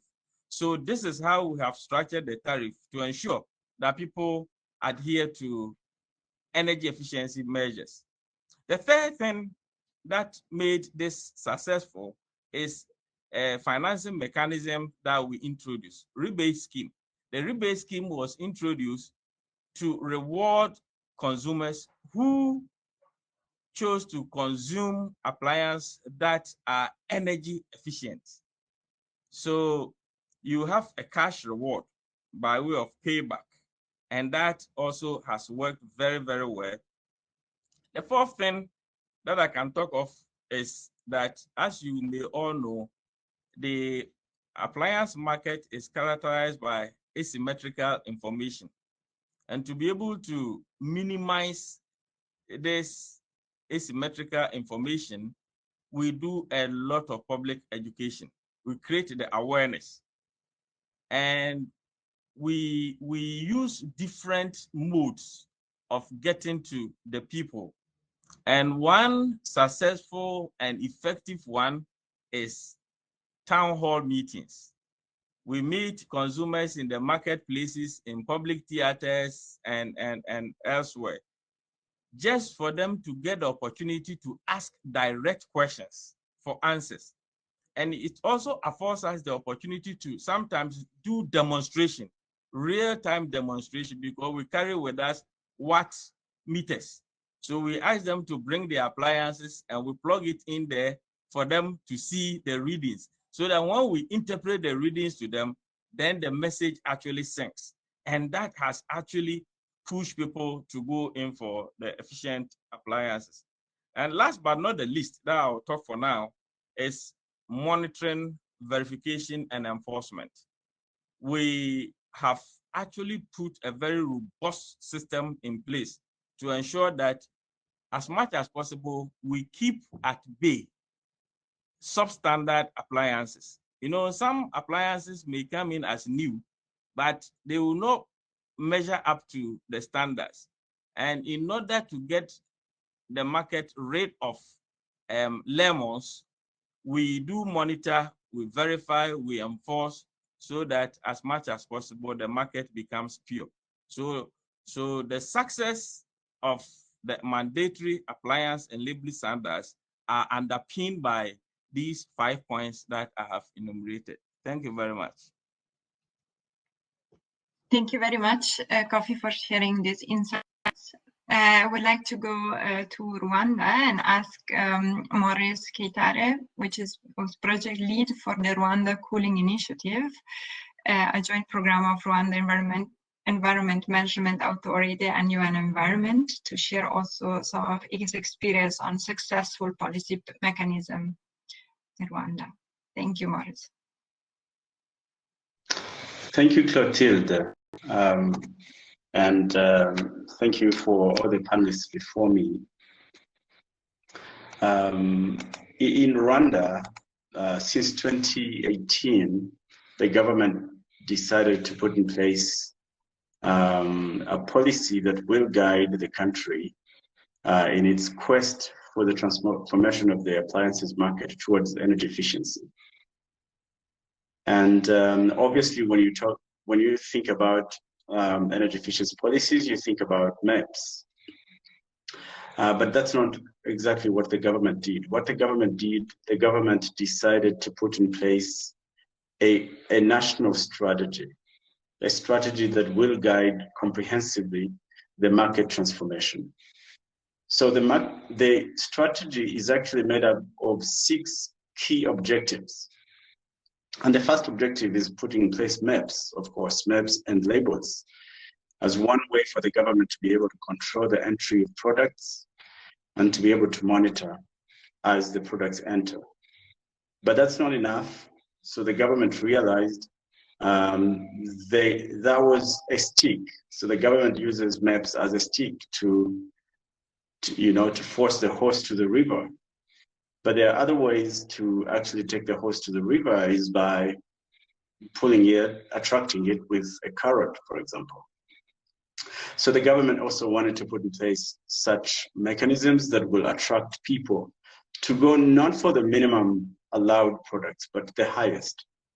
And like my friend Kofi said, the government decided to put in place different financial mechanisms. It's actually not one. There are two financial mechanisms right now. One of them is called coolies, which is targeting big buildings. A hotel that has 100 rooms that wants to install air conditioning system and that will need $1 million to do that. They can go to the bank and through a leasing product, be able to get this equipment without any capital expense, pay back through installments over time, and be able to own the equipment through that mechanism. But also for the households, we've put in place an on-bill financing mechanism, which is a mechanism that allows households to be able to buy an efficient equipment and pay back whenever they purchase electricity. So a certain portion is deducted to their purchase of electricity and goes back to pay for the cost of the equipment.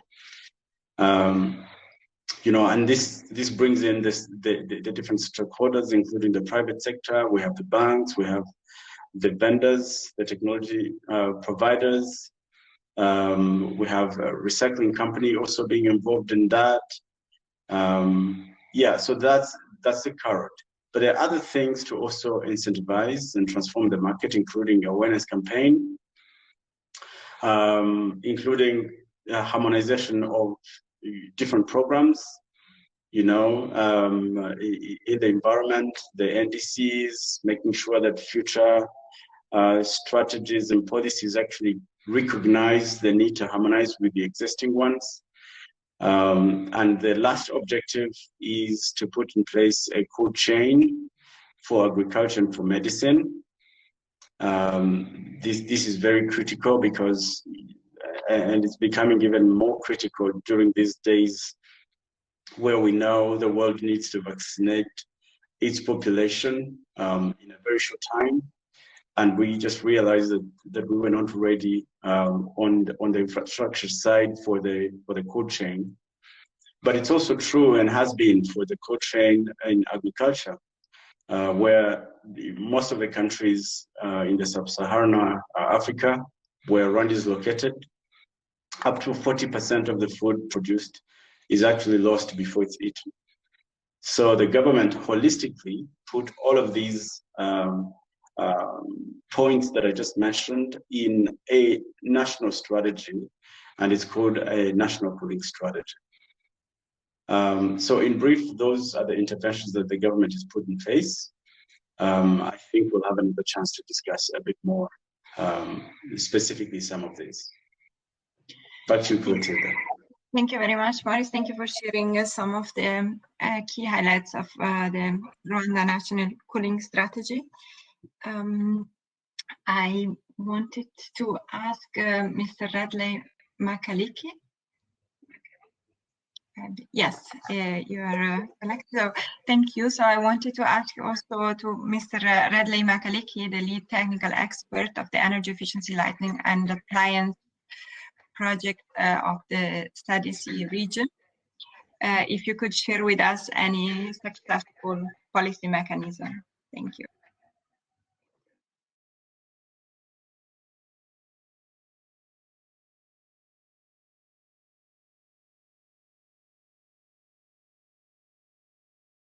Thank you very much. I went out of the meeting for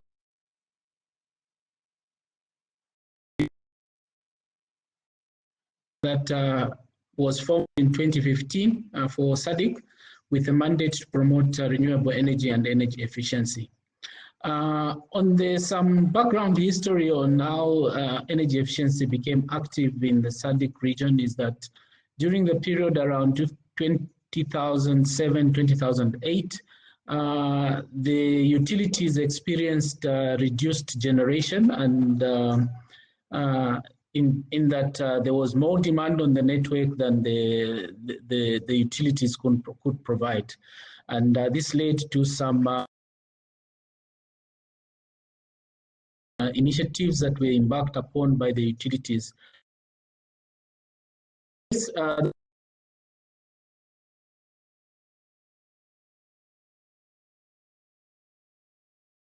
Some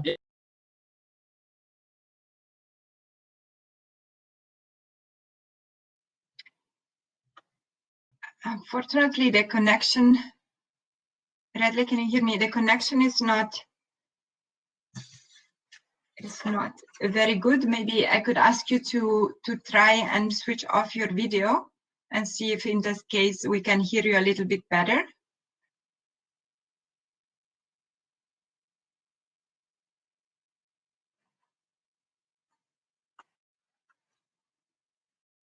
Programs under the Southern African Power Pool. Yes, unfortunately not a good connection. I hope that Mr. Makaliki will be able to join again and get back to us on the regional experience. So I would like then, in the meantime, I would like to ask Mr. Mongi Bida on its insight of what are the main barriers and challenges that governments face when developing and implementing energy efficiency action plans. And Mr. Mongi Bida is with the support of the Swedish government, we are now implementing an energy efficient lighting and appliances program, whose basic objective is to transform markets within the two regional economic blocks, SADC and EAC, to energy efficient appliances. So far, we have developed minimum energy performance standards for lighting, which for the SADC region have been adopted by the member states, and we will now be embarking on national processes for adoption of these maps so that they can be referenced into the regulations. We've also embarked on looking at other appliances such as cooling appliances, which involve refrigerators and air conditioners. So in terms of the elements that make this program successful, like for the case of South Africa, they have a standards and labels program, and they are doing some manufacturing. So in terms of manufacturing this equipment, they put labels on the fridges.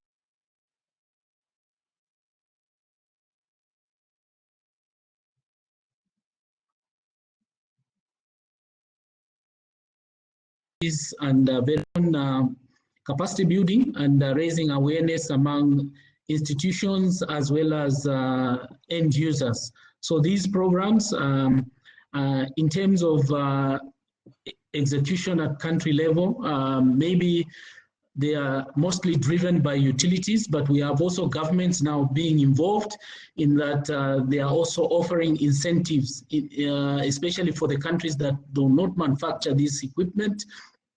They offer incentives in terms of removing duties and taxes for energy efficient appliances. So for now, I'll stop there. I don't know if I've been No, thank you very much. Actually, there were maybe one or two interruptions, but overall, it came across very clearly. So it was very good. Thank you so much. So let me now get to Mr. Mongi Bida, who is the first Economic Affairs Officer at the UN Social and Economic Commission for Western Asia. So I would like to ask you, if possible, to share some of your experience. What are the main barriers and challenges that governments face when implementing energy efficiency action plans. And can I ask everybody else to mute if possible? Thank you very much. Thank you, Clotilde. I'm part of the Climate Change and Natural Resources Sustainability Cluster of UNESCO. And the team I'm involved with are essentially working on energy sustainability issues in the region. ESCWA is a regional commission that has 20 Arab state members, and we work with these Arab states in the region to develop issues around energy sustainability, mainly renewable energy, energy efficiency, and energy access. To address your question about the main challenges that government faces, and this is basically what's happening in the region, but I think it can reflect what other regions are experiencing as well, mostly in developing countries where things are moving and where rising living standards and incomes makes home appliances affordable to larger segments of the population, since in many of these countries there is an under-equipment. For example, when it comes to air conditioning, you know, the rate of equipment of air conditioning in many of the countries in our region, except for the Gulf countries, is around 30% or so. But the last few years, there was a sharp increase in this equipment. So this, combined with the absence of effective energy labeling and MEPS systems in many of these countries, they are all factors that combine to drive up energy demand and make governments face many challenges in developing and implementing ambitious energy efficiency action plans, particularly for household appliances. So some of these challenges are the following: lack or missing of information on the existing stock of household equipment and associated energy performance levels. This is also the case for the present market as well. So this lack of information complicates a little bit the design of such programs. Also, in many of these countries, there are local producers that require certain delays to adapt to the new energy performance requirements. So you need to design the programs taking into account of their capacity to adapt to these new labels and standards. Also, there is a lack or absence of accredited testing facilities to complete the necessary testing for labeling the targeted equipment. Again, another aspect is the weak policy and institutional frameworks that exists in many of these countries to support such energy performance labeling programs, development and enforcement. Also, in many countries, this is particularly true in North Africa, for example, and I would think that it would be true in many other regions, the existing of an informal household equipment market between neighboring countries that results in the inability to control the energy performance of a substantial part of the market. And here, regional coordination and cooperation for the development of such labeling systems is essential in addressing this issue. Also, when you examine what the level of awareness of the large public with respect to energy efficiency matters, you find that there is a missing or partial information on this aspect. So energy efficiency is not sufficiently visible to end users, and it doesn't, and there are no motivation for them to go for more efficient equipment.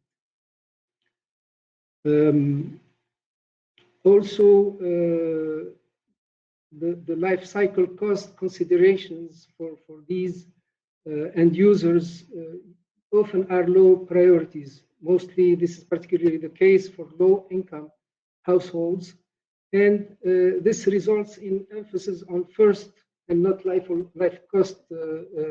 costs. So they would be looking for low-cost equipment, which are often not very efficient. These are some of the challenges that countries may encounter when they are developing such labeling systems. Thank you. Thank you very much. Thank you for sharing your experience. I would like to get now to Manuel Heredia, who is energy researcher at Asia Pacific Energy Research Center. And I would like to ask him also if he can share with us his experience on the main barriers and challenges that government face. Thank you. Thank you. I'm very glad to participate here. My name is Manuel. I'm from Peru, South America. And actually, it's very interesting because we have a mixed experience with energy efficiency. Peru started developing energy efficiency projects and measures, and you could say to consider energy efficiency as an integral part of its policy in the 70s. And for that reason, it makes actually Peru a pioneer in the region.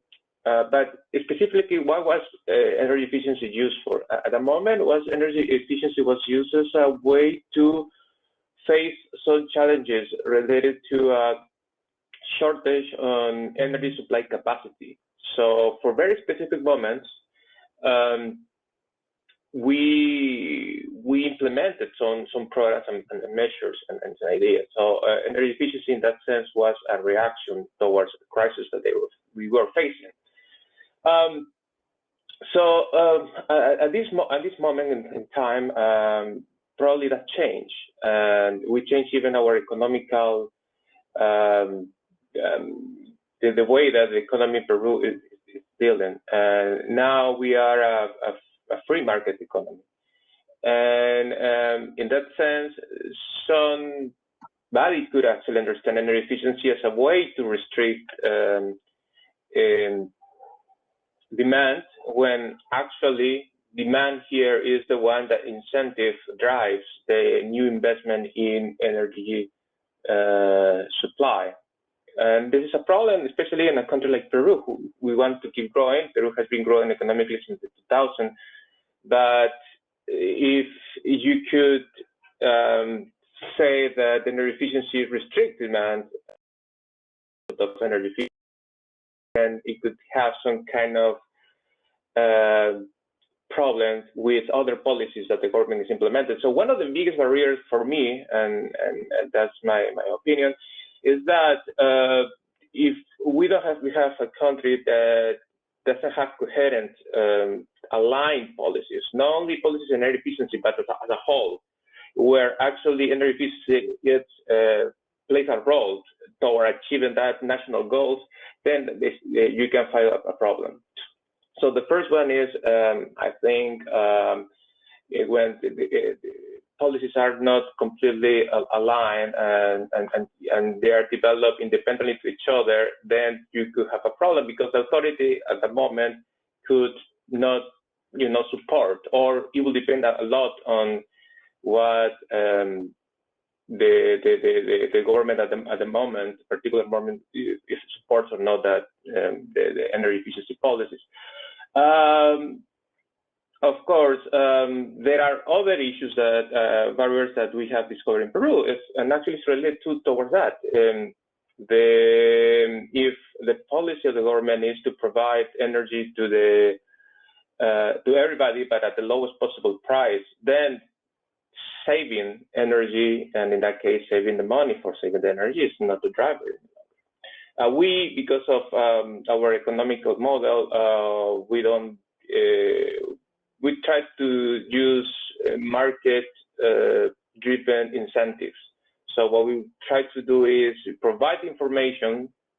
What Peru tried to do is provide information so the end user consumer with that information decides, and not to be mandatory. So for that reason, now Peru is implemented, for example, energy labels in some appliances, household appliances, but this is an objective. Of course, we have the problem now because it's not mandatory. Then how can we try to be more ambitious about it? The other important thing is obviously the lack of funding, a lack of information. Again, some banks actually who could provide funds for financing energy efficiency products are not very well aware of what energy efficiency is. Actually, personally, I ran into problems when we talk with some banks and they confuse energy efficiency with renewable energy projects, and even though they are complementing to show that they are not exactly the same. And at the same time, then because of that lack of knowledge, consider some investment in energy efficiency projects as high risk, or they could. It's mainly of lack of information. On the other hand, we have also the lack of awareness on some end users about the benefits, especially in the industry, because sometimes, as they mentioned, well, they don't want to invest in energy efficiency measures because of could be completely separated from their core business. What it means is an investment in a core business and increasing productivity will have a high return, but investment in some measurements for energy efficiency wouldn't be as attractive. But at the same time, they are not completely.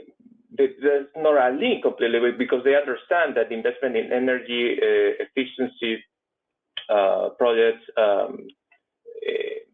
There is an increase on productivity and overall is in how the performance of the industry runs. So again, all of that is lack of information. Right now is how Peru is dealing with energy efficiency, provide the most amount of information to people to try to modify and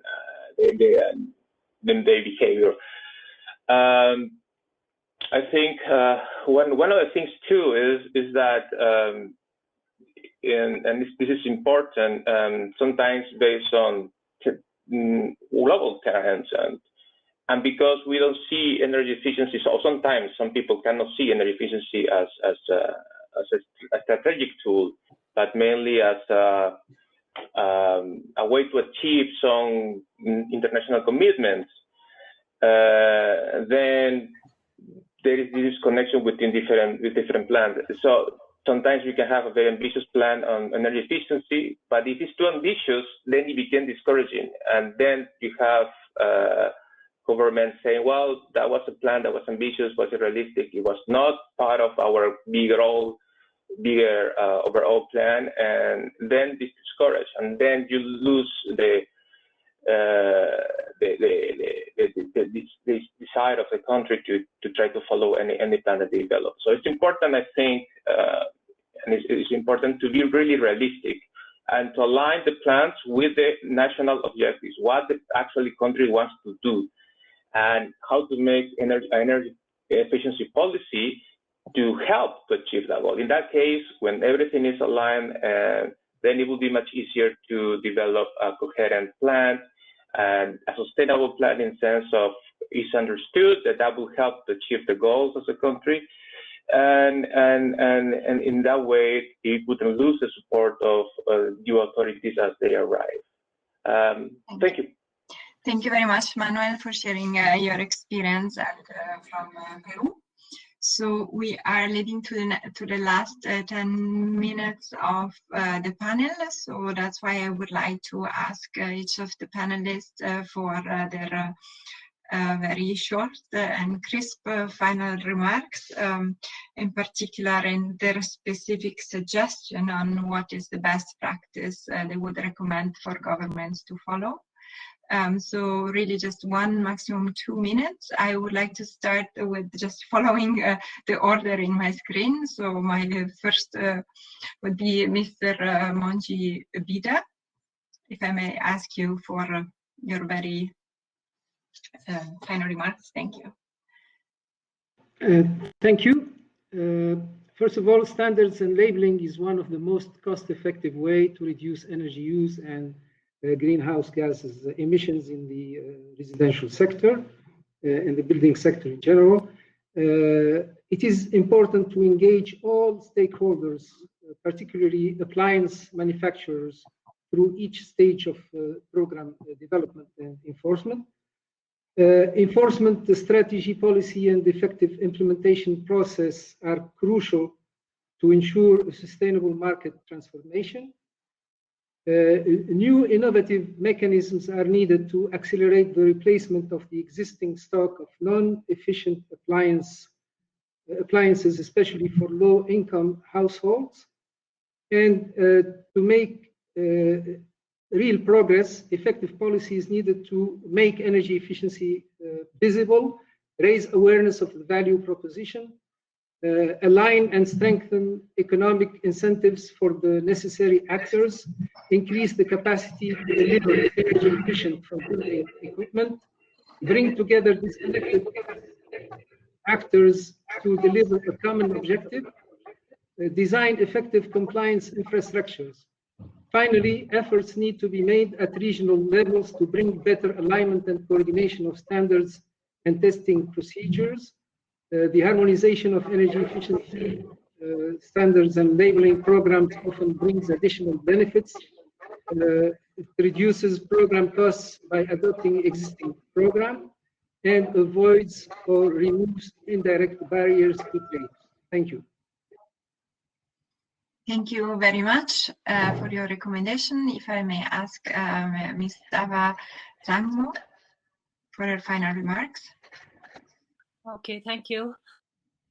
I think much has been learned from the panelists here in terms of sharing the experiences, and like Bhutan is in a very nascent stage of implementing the EE appliances. And I think from my personally, I think the best practices would be in terms of creating awareness. I think that's very important, especially here in Bhutan, the market being very small and totally import dependent. I think we need to, the awareness should be created among the consumers and vendors and also throughout. So that's very important. And I think also with in terms of subsidy schemes, I think that's very important in terms of the implementation of the standards and labeling program. I think this subsidy scheme and the financial support from the government is very must. Like here in Bhutan, I think we have the imported appliances, we have the sales tax and the import taxes. That needs, and which is very huge. So that needs to be in terms of that tax exemption. I think that's it. Thank you, and we hear from all the experiences shared here. Thank you. Thank you very much. May I ask to Mr. Manuel Heredia for his final remarks? Thank you. Well, as the best practice, I would say that the first thing is that the energy efficiency policy, we need to make sure that when we design energy efficiency policies, they need to be aligned with the national goals, what actually the country wants to do. In order to do that, I think it requires the design to be supported by studies and analysis, especially with a long-term vision, and that because that provides strategic reasoning behind the policies. For that reason, different energy outlooks and energy plans are quite useful. And something I heard before, and it's so important, is to get involved, engage all the stakeholders that are in the design of a current policy and efficient policies, from the end users to policymakers to people who trade with appliances. Everybody has to be a part of that, and that's the only way to have something sustainable. Thank you. Thank you very much. Mr. Kofi Agyarko, thank you for your final remarks. Thank you very much. I'm very disappointed that I couldn't have time to add my voice onto the challenges faced by governments. Very, very disappointed. But if you permit me, just give me 30 seconds to touch on that, then I'll address your question. I think that one major challenge that is facing weaker nations in their attempt to become energy efficient is the problem of dumping. I think that the time has come for all of us, both importers and exporters, to avert our minds to the dangers that dumping of used and obsolete goods have on the economies of weaker nations. Maybe at another opportunity, we may have time to discuss that, but I want us to avert our minds to that. Paul, in his presentation, made mention of multiple and spin-off benefits. I will tell you that these are all illusions to weaker nations if the problem of dumping is not resolved. Having said that, let me address your question, the final remark on the best practices. I think that for a country to position itself to take advantage of energy efficiency, number one, it needs to put the right institutional framework in place. It needs to come up with champion institutions, identify and nurture champions, that is individuals who will lead the charge. That is very important. And then leapfrog by taking advantage of toolkits that are available. We have energy efficiency toolkits that are available. So there's no need reinventing the wheel. And then you go on to design very robust standards and make them mandatory. You add labels. That is what will help push and pull the market. And then you don't have to lose sight of on enforcement. Enforcement is very important. There's no need to think about laboratories now. You can rely on third-party accredited laboratories around the world to do your enforcement. So these are the steps that I think countries that are preparing to join the bandwagon of energy efficiency should take into consideration. Thank you very much. Thank you very much, and thank you also for sharing. I'm sorry that we had no longer time for discuss further the question earlier, but thank you very much for your final remarks. And I would like to ask also Mr. Morris Kaitare for his remarks. Thank you, Clotilde. I think most of it has actually been said. It's not very different from what everybody said. In my own view, I think it's important for the country to identify its needs through needs assessments.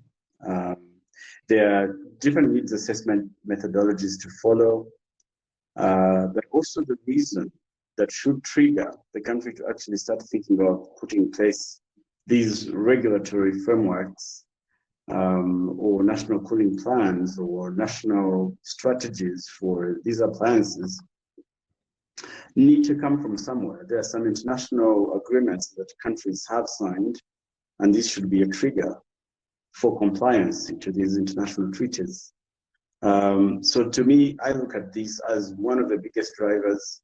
There's, for example, Kigali Amendment that looks at energy efficiency for cooling products, and at the same time looking at the global warming potential for gases used. There are different international organizations that could be able to help. We earlier on saw U4E and the work it's, and that's trigger number one. For example, if a country needs to comply with an international agreement, and there are some development partners to work with. I mean, but there are other key ways for the country to actually start with what my colleagues talked about. Some of the easiest and efficient ways to put in place such policy environment is, for example, the maps that were talked about, the labeling, and I also earlier talked about the financial mechanisms. These are all very key and very simple for the country to put in place. Thank you, Matilde. Thank you very much. I would also like then to ask Mr. Redley Makaliki for his final remarks. Last minute. Thank you very much. I think, like Maurice has said, before the country embarks on setting these policies and strategies and targets on energy efficiency, there's need for an assessment, in-country assessment to be done to know what is existing, so that that is going to inform now which products or appliances are going to give the highest in terms of energy efficiency, and they should start with those. So once that is done, then you go in setting policies and setting minimum energy performance standards. But what also governments can offer, I think speaking from a regional perspective, is that in most countries, most of these appliances are not manufactured in there. So governments also need to offer incentives to the importers and retailers, so that these can be passed on now to the end users. Once these policies have been formed and referenced into the regulation, market surveillance and enforcement is also important. So this will need now for capacity building for individuals as well as institutions that have been targeted to do the monitoring and compliance for the minimum energy performance standards that have been set in the policies. So in a nutshell, I think it's an effort that needs to be done by various institutions, not only government. I think we need also to raise awareness among the public and the end users of this equipment to make them know the benefits of the energy efficiency in case they embarked on it, both at domestic level as well as at industry level. Thank you very much. Thank you very much. Thank you all for joining. And then I will be heading to the series and to a session, to the plenary session. Thank you again.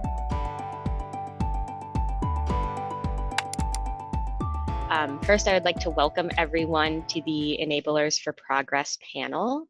I'm very much looking forward to hearing from all of our great panelists who have been working in this field for a long time. My name is Rebecca Schloman, and I am a senior associate at CLASP, where I work on energy efficiency policy and regulation in developing countries, primarily Southeast Asia and Africa. Today, for this session, we have 5 panelists. We have Mirka Delacava from the Kigali Cooling Efficiency Program. We have Ms. Gabriela Prata-Diaz from the Copenhagen Center for Energy Efficiency. Mr. James Falzone from the European Bank for Reconstruction and Development, EBRD. We have Mr. Kuda Nlukulu from the SADC Center for Renewable Energy and Energy Efficiency. And we have Miton from Econolair, an expert in energy efficient technologies and policies. So we have 4 questions to cover today, and we'd like to hear from all of the panelists. So I'm going to go ahead and get started with our first topic, which is which factors are needed to successfully fund and implement energy efficiency policies?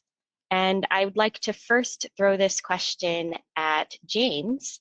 If you could give us some of your insights on what's needed to be successful in getting these types of energy efficiency policies funded and implemented.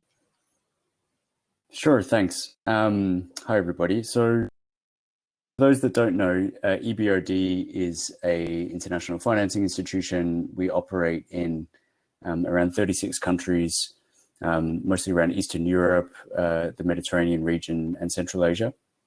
we've been working on energy efficiency for the better part of 15, 20 years. I mean, the region in which we work, there's a lot of opportunities for energy.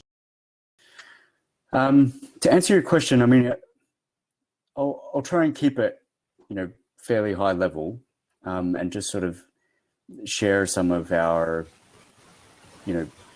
more holistic experience from the sector. I guess I'll just point to three things very quickly. Firstly, it's very important to keep it simple. I mean, there's a bit of a trend to, try and solve the problem through complex financial engineering, innovation on the financing side. But, people need to understand the scheme and how it works and who the key players are. And the more complex it is, the more difficult it is to communicate what's going on, for people to feel comfortable with it, and for it to eventually function. So as soon as we see something that's too complex, we get nervous as a financier, because it's, we need to understand who is doing what and how. Secondly, I think it's very important to really try and address the actual market failure that, needs to be overcome. So, if you come up with a mechanism or you come up with a policy that isn't targeting the actual problem, maybe you've seen something work elsewhere and you say, okay, that worked well in that residential area in country X, it's not necessarily going to work in your country on the industry sector, because, there's different issues that need to be addressed. And so it's really important to understand, what are the levers that are required to actually address the failure. And finally, I think, and it's something that's a bit overlooked, it's around effective and transparent governance arrangements. I mean, it's something that, as a financier, when we see, in particular funds and schemes being set up, again, it's very important to understand how the thing is being run, who runs it, how decisions are made, because, otherwise it's difficult for us to understand the dynamics of the scheme. And that's potentially, that last point is potentially the one thing that you can look at and understand if a scheme or a policy or a mechanism is going to success or fail, whether the governance is fit for purpose. So I'll stop there.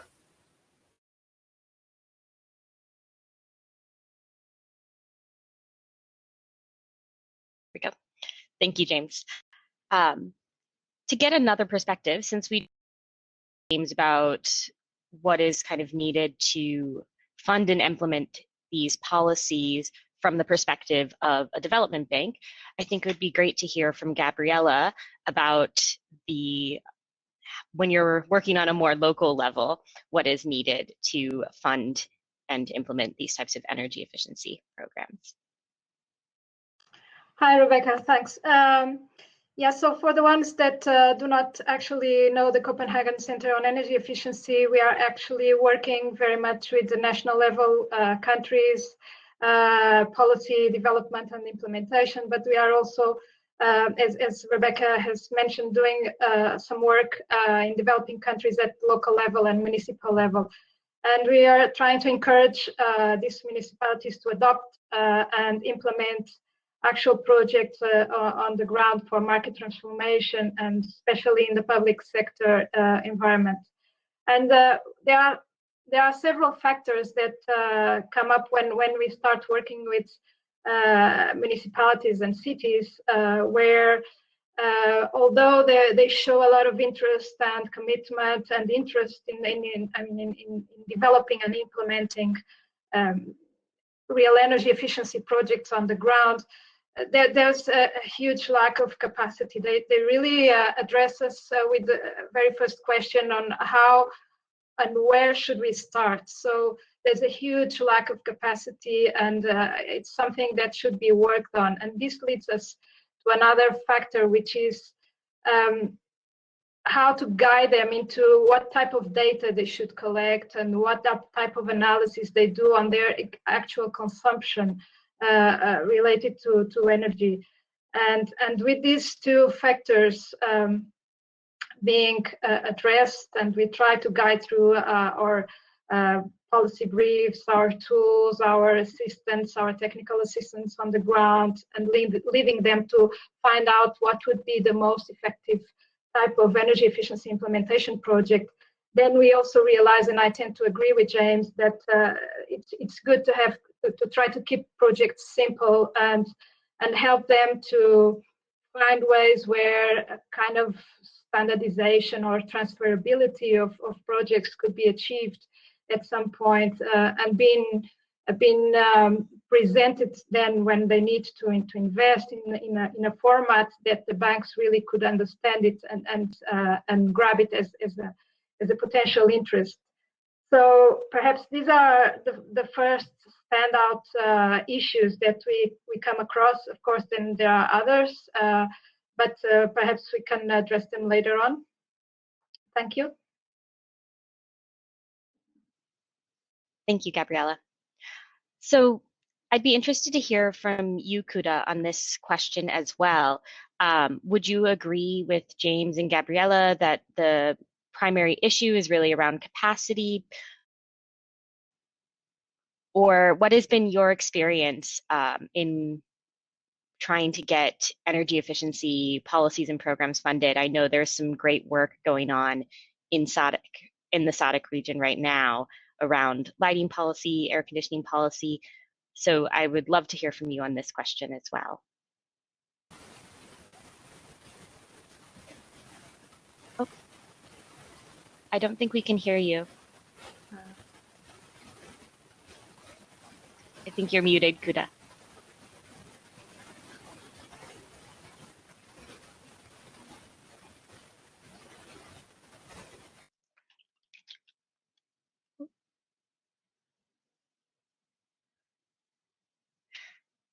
Yeah, we still can't hear him.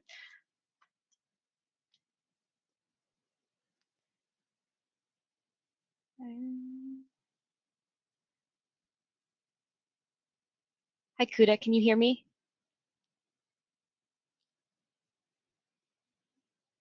Okay, I think we're having some audio issues. So for now, while Kuda works on his audio, maybe Miton, could you potentially address this question as well? I know this is something you've worked on for a number of years. This is the question of which factors are needed to successfully fund and implement energy efficiency policies. Sure. We're among people who've been doing this for many years here. So I don't claim to know it, but I think James has already hit on one of the key factors, which is that whatever factor, whatever measure that's put in place has to be market appropriate. Because it really is. We can follow the class. Class has the whole guidebook on implementing standards and labeling, but it does say that it has to be appropriate to the market. You don't want to, for example, set MEPs that are too high, that products that are not available. But I want to take a different tack here. I think that there are a couple really key things that will get the impact and the effect. And actually one of the most key factor is having a champion, having the political will and having a champion. And I'll give you a few examples. My personal hero, Art Rosenfeld, who's able to basically move the energy efficiency movement in the US, standards and label, codes and standard. It came, from, it not just him, but he was one of the key people that got things moving in California.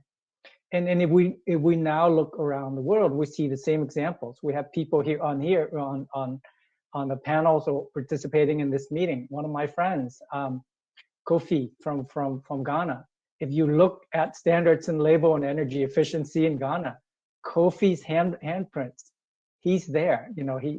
He's every day he wakes up and that's what he does, and you can see the impact. So I wouldn't, the human factor is very important. I wouldn't discount that. I think that, of course, we need financial measures. We need good maps, we need product availability, all of that. But I think it is one of the key things that I see again and again, is that one or many, that group of champions that go in and see that, see that the blueprint, and get to what needs to be done. I think that's that is it's a policy program, right? And it's a market program. So you need people, you need impact, and you just really can't discount. And again, back to what Gabriela was saying, that comes back to technical and that just the capacity building in general. You have to go in, and again, because of the market appropriate. If there's no capacity, it doesn't really matter what you do if the market does not have the capacity to absorb what you're trying to move. You get no impact. So I think just top of mind, those are the things that I want to bring up, because I think we're all practitioners here of good practitioners of standards and labels. So all the other factors, we all have a blueprint to follow. So so I'll stop there. But I think that I wouldn't discount the champion factor. Okay. Thank you, Miton. Yes, I definitely agree. There's ample need for some energy efficiency champions all around the world. Kofi's a great example in Ghana, and with his work on dumping as well. But we need those champions kind of across the world in every region, really working for these energy. So I think that the issue of a champion kind of addresses one of the challenges, right, in this field is a lack of knowledge, a lack of enthusiasm. Let's maybe turn the conversation a bit to the next topic, which is what are the barriers to getting these types of policies and regulated and adopted in a lot of countries. And as Miton and some others have mentioned, it can be the lack of capacity, lack of funding. So Mirka, since we haven't heard from you yet, I'd like to give you an opportunity to address this question. What are some of the barriers that you've observed through your work on KSEP and other similar programs? Yeah, so thank you, Rebecca. For those of you who don't know KSEP, I'll just say that it's the Kigali Cooling Efficiency Program. We're a philanthropic organization that kicked off about 4 years ago with multiple funders who came together to really fund countries to look at the efficiency component when they are engaged with the Montreal Protocol and the phase down of the refrigerants, and to not forget about the efficiency component of cooling appliances. So our focus is on efficient climate-friendly cooling. And we work in, we call them windows. For windows, I'm head of policy standards and programs, so that's why it's appropriate to be on this panel. But and I guess in our work, I just want to follow a little bit from the earlier comments and just say that could not agree more about the need for champions. And I think in some ways that's where philanthropy can assist, because sometimes, that champion may be in an environment that is extremely challenging. And philanthropy sometimes can come in and seed the initiative and bring along those other individuals and institutions to really begin to support the champion internally. So that's some of the work that we do. On to your question on barriers, I think we know them all, but certainly institutional capacity is a big one, and that goes to clearly needing a champion to try and build that capacity from within. It's very hard to come from the outside and build that. It really is more long lasting if it's built from within. I think we see a lot of lack of capacity in the compliance area. I think that's one of the hardest parts of this whole policy success. I also think, we've encountered in the last couple of years, as we've seen, political shifts around the world, there's also political resistance sometimes. And so you might have the institutional capacity, but you don't have the will. Some countries, it's for economic reasons or social reasons. And in other places, there's just flat out anti-regulatory environment. And this is viewed as a regulation. Never mind that it has so many positive benefits. It's regulatory and they're just not going to go there. So those are some of the barriers. And I would say that, we all know this, but some of the real barriers come once you begin to introduce, for instance, a standard or a label, and the industry gets involved.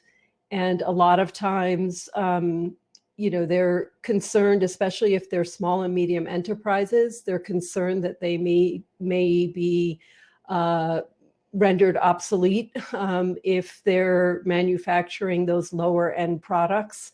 And then, of course, folks managing the country's economy are concerned about losing some of that manufacturing base. And so there's resistance, even though there are so many societal benefits at the same time. So we do see that from the industry side. And then, a lot of times the concern from the industry side is very much on the pricing. And the initial reaction is, if you want us to make these more efficient products, we're going to have to pass that price on to the consumers. And that is of concern, certainly in the political arena. So those are some of the barriers that we've seen. Of course, I think we're going to talk next about how you get through those, but those are some of the ones that we've experienced. Thank you. Thank you, Mirka. I think that was a really good overview of a lot of the barriers that all probably face in the work we do on energy efficiency. Kuda, now that you've rejoined us, and I think you've been working, it would be great to hear if you've encountered similar barriers, especially since your work involves working with multiple countries at a time, kind of at the regional level. Is political resistance the biggest barrier you encounter, or is it institutional capacity? Can you hear me now? Yes, we can. Okay, thank you. Apologies for that mishap with the technology. Indeed, I agree with what Mika said, as well as Gabriela.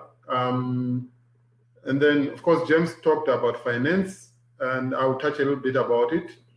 I think what we see in the region is not the political unwillingness to do things or to transform or to adopt these technologies and practices. What we see is a lack of capacity. When we talk of capacity, it's not only limited to individuals, but we are looking at institutional capacity, where countries do not have resources themselves. This could be financial, but in most cases, it's the human capital that is missing. You will find that there's probably 1 or 2 energy efficiency officers, and they are running around from dealing with issues around industrial energy efficiency, buildings. They're also going to transport. They also move into renewable energy and other things. So on top of other administrative work that they're supposed to be doing. And we've seen this actually when we've been implementing our project on energy efficient lighting and appliances, whereby we've asked to get some officers to work with us, as especially working within the framework of the standard bodies, as technical committees. So you find that it's the same officer that is seconded to you if you are presenting another project that you want government support. So it's the same officer who is definitely overwhelmed. So going back maybe to the structural issues, what we see is that yes, there is some awareness that things need to be done, but in most cases they are overwhelmed as to know where do they start from. And if they start from, let's say, point A, but will they manage to go all the way point B, C, D? What is required?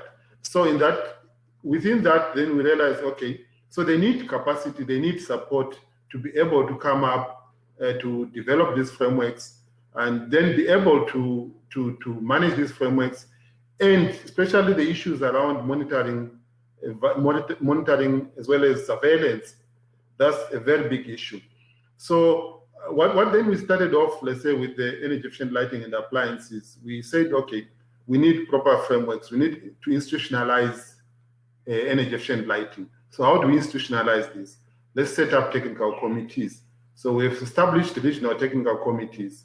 And with these regional technical committees, they are made up of national focal points. And we are now capacitating these countries at national level so that the local national technical committees are able to adopt standards, and then be able to ensure that they are enforced. But there's lots of work that is required to capacitate this. Then maybe coming to the point that was raised by James on financing.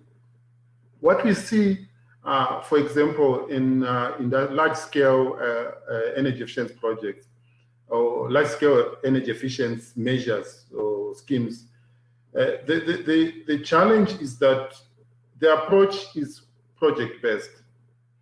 So one looks at a project and then they start to make interventions on that project. Of course, there could be measures that are implemented, but they're piecemeal because they do not feed into a system so that lessons can be drawn and then there's replication. So in most cases, there may be funding that is available, but it's just that funding is chasing too few projects, such that the ability if for us to have a pipeline of projects, which then finance can then look at and see whether they can support them, build them so that they're able to be funded.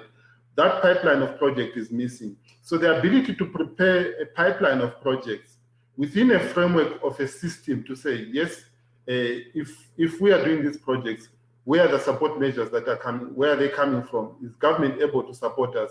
Is the financial sector able to support us? And then what does this feed into? That process is missing in a number of countries. So in this, we've found out from the assessment that we've done across all the 16 countries of SADC. That's what I can say for now. Thank you. Thank you, Kuda. So the idea of having a pipeline of projects that can be, and having access to the funding to really facilitate these projects in the pipeline, as opposed to kind of the piecemeal approach. I'd love to hear from James, come from a development bank background. Do you see a barrier to being able to fund such kind of project pipelines that are a bit less narrow in scope? Or have you had any experience kind of facilitating work that facilitating energy efficiency policy development and implementation in kind of over a longer term, not in a piecemeal approach? I guess, how would you respond to what Kuda brought up about this idea of a project pipeline? I guess, yeah, thanks for the question. And I mean, I think it's a very good point.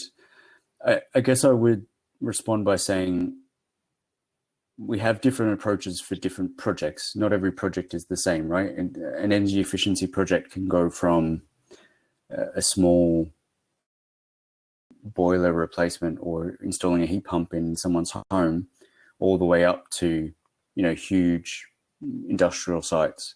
And you can have aggregation, you can have individual projects and, a big commercial development that's being built at once. And they all require a different approach. And we've, as a financial institution, we're constantly looking for opportunities And we've structured products that respond to those opportunities. So for example, those smaller projects, you work with leasing companies or local banks, and we can provide credit facilities that allow them to lend for these kind of for larger projects, we engage directly.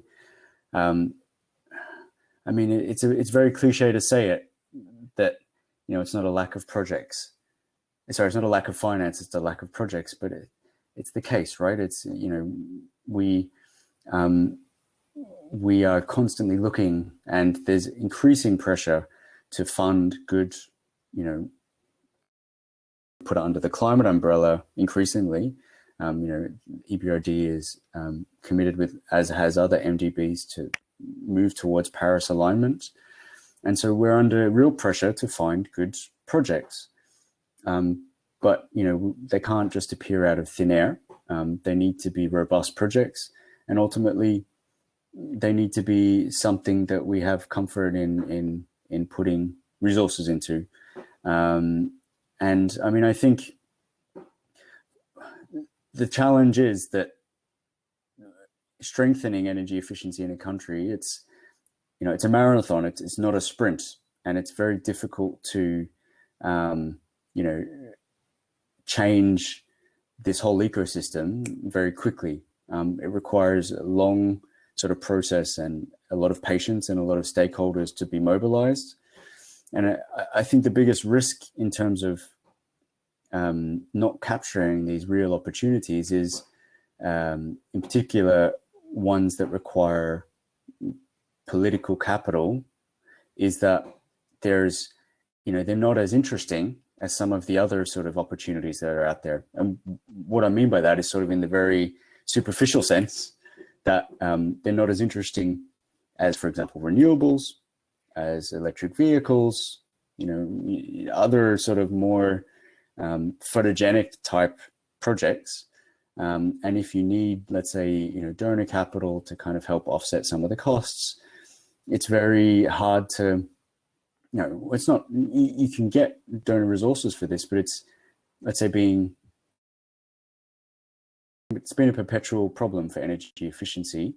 But with renewables, the cost of renewables is really dropping, and other sort of, things coming online. There's a bit of there's a need, I think, for energy efficiency to really profile itself in a way that becomes more appealing to politicians and donors. Otherwise, it'll be deprioritized when it shouldn't be, because it's really important. But anecdotally, if I go to a country and want to talk to someone about policy efficiency, it's not so easy to get to a very high level in the government. But if I go there wanting to talk about renewables program, you can get to the highest levels very easily. So it just shows there's a priority deficit, I think, for this topic. And it's, I don't know the solution to it, but it's something that the energy efficiency community needs to deal with if we're to kind of strengthen energy efficiency policies in countries. And ultimately, we saw in the plenary session there's a real need to do this. The efficiency, we won't hit Paris alignment goals. So there's a lot of work to be done on that front, and I think it's not super straightforward.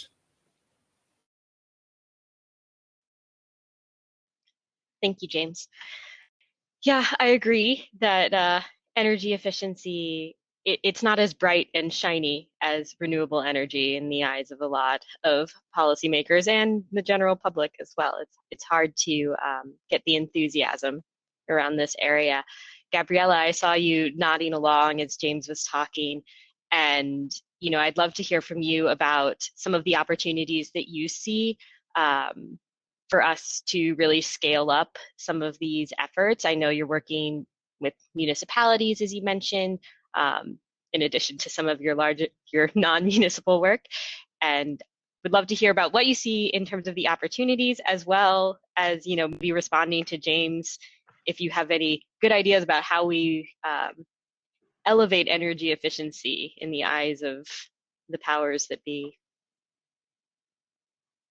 Yeah, thanks a lot, Rebecca. Yeah, I couldn't agree more with previous colleagues on this panel, and I think there is no silver bullet. And of course, we all agree probably that we are in a crucial moment of turn. I think we need to really be the champions and make energy efficiency be the champion. We have the opportunity to introduce in the revised NDCs as the backbone of NDCs, having energy efficiency as one of the main drivers. Although energy efficiency is kind of invisible to the eyes of most of our co-citizens around the world and politicians, it's a reality that if we grasp the whole potential of energy efficiency, we can achieve 40% of the commitments of the Paris Agreement. So technology is there. Really, why are we not grasping all this potential? And I would like also to highlight that energy prices is also still on the barriers component. Energy prices is still also a big barrier that energy efficiency has to face, and probably is one of the biggest that is actually preventing the introduction of this market transformation that we are looking for. Regarding opportunities and enablers, I couldn't also agree more with Kuda. I think institutional development and capacitating institutions at national and local level is fundamental. It's really heartbreaking coming to visit very big countries where actually, as Kuda was saying, having like a couple of people working on energy efficiency, having to deal with all sorts of rules and regulations and topics and technologies. So it's really heartbreaking. So there should be strengthening there. And then on the opportunities side, I would like to say that although I agree that the financial sector is trying to make an effort and is trying to push for the solutions associated with energy efficiency, still there are huge barriers to be addressed around de-risking around the public sector, both at national and local level. So probably some more work around those topics and the flexibility of financial mechanisms and of course I agree with James on regulatory frameworks. They need to be clear and we need to understand exactly how things work. So to be able to be comfortably investing or being able to drive funds to the market. And then I think also I mean we have to trust the new generations and all the capacities they can bring in and around digitalization and the servicing of energy. So I would like to send here also a line of hope around digitalization. I think with also again hooked on technology development, this could be really a potential driver of energy efficiency, which probably could excite a bit more the politicians and the citizens out there. So everything that's moving around digital innovation, I think it's really an opportunity there. Yeah, probably I'll stop here and leave others to jump in. Thank you.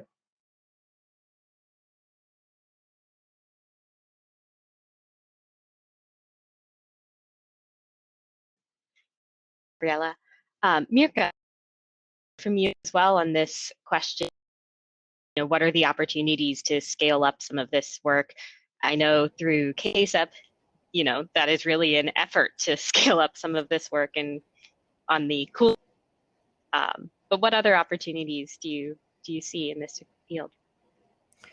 Well, you know, James made some really interesting points about the challenges that he sees when, he's really considering various projects and going in country and trying to understand what will be a productive and fruitful investment opportunity. And so, and the fact that energy efficiency, is sort of hiding in the closet or something doesn't really surface.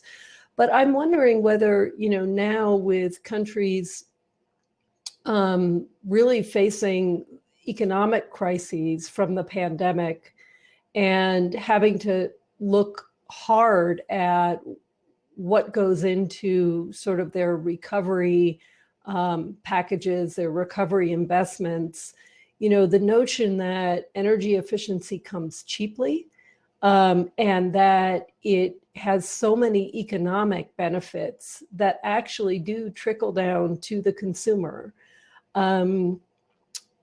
might be sort of a hook we haven't had before, just because of the fact that, economic considerations are really front and center for countries now. So that may be a play for the energy efficiency community, is to weave themselves into those economic recovery packages and really make the argument for the cost effectiveness and the fiscal return that energy efficiency can bring. So that could be an opportunity that's on the horizon for us. I was going to say also, really here in terms of opportunities, I think finding the champions is really important.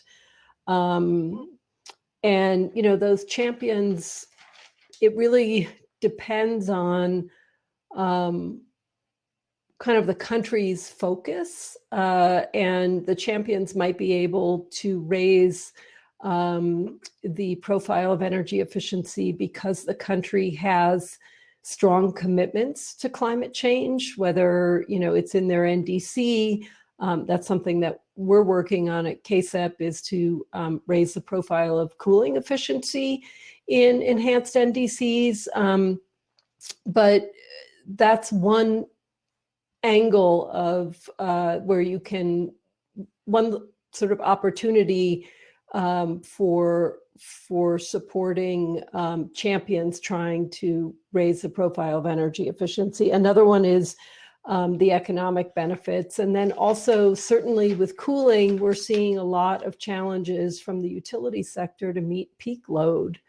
And the opportunity for more efficient air conditioners, if really widely implemented, can have a large impact on that particular challenge in the utility sector that they're facing, because it is one of the largest growth areas, and it really does show up in peak load and peak load management requirements. So those are some of the ways I think, if we can look at where those challenges are, that's also perhaps where the opportunities are.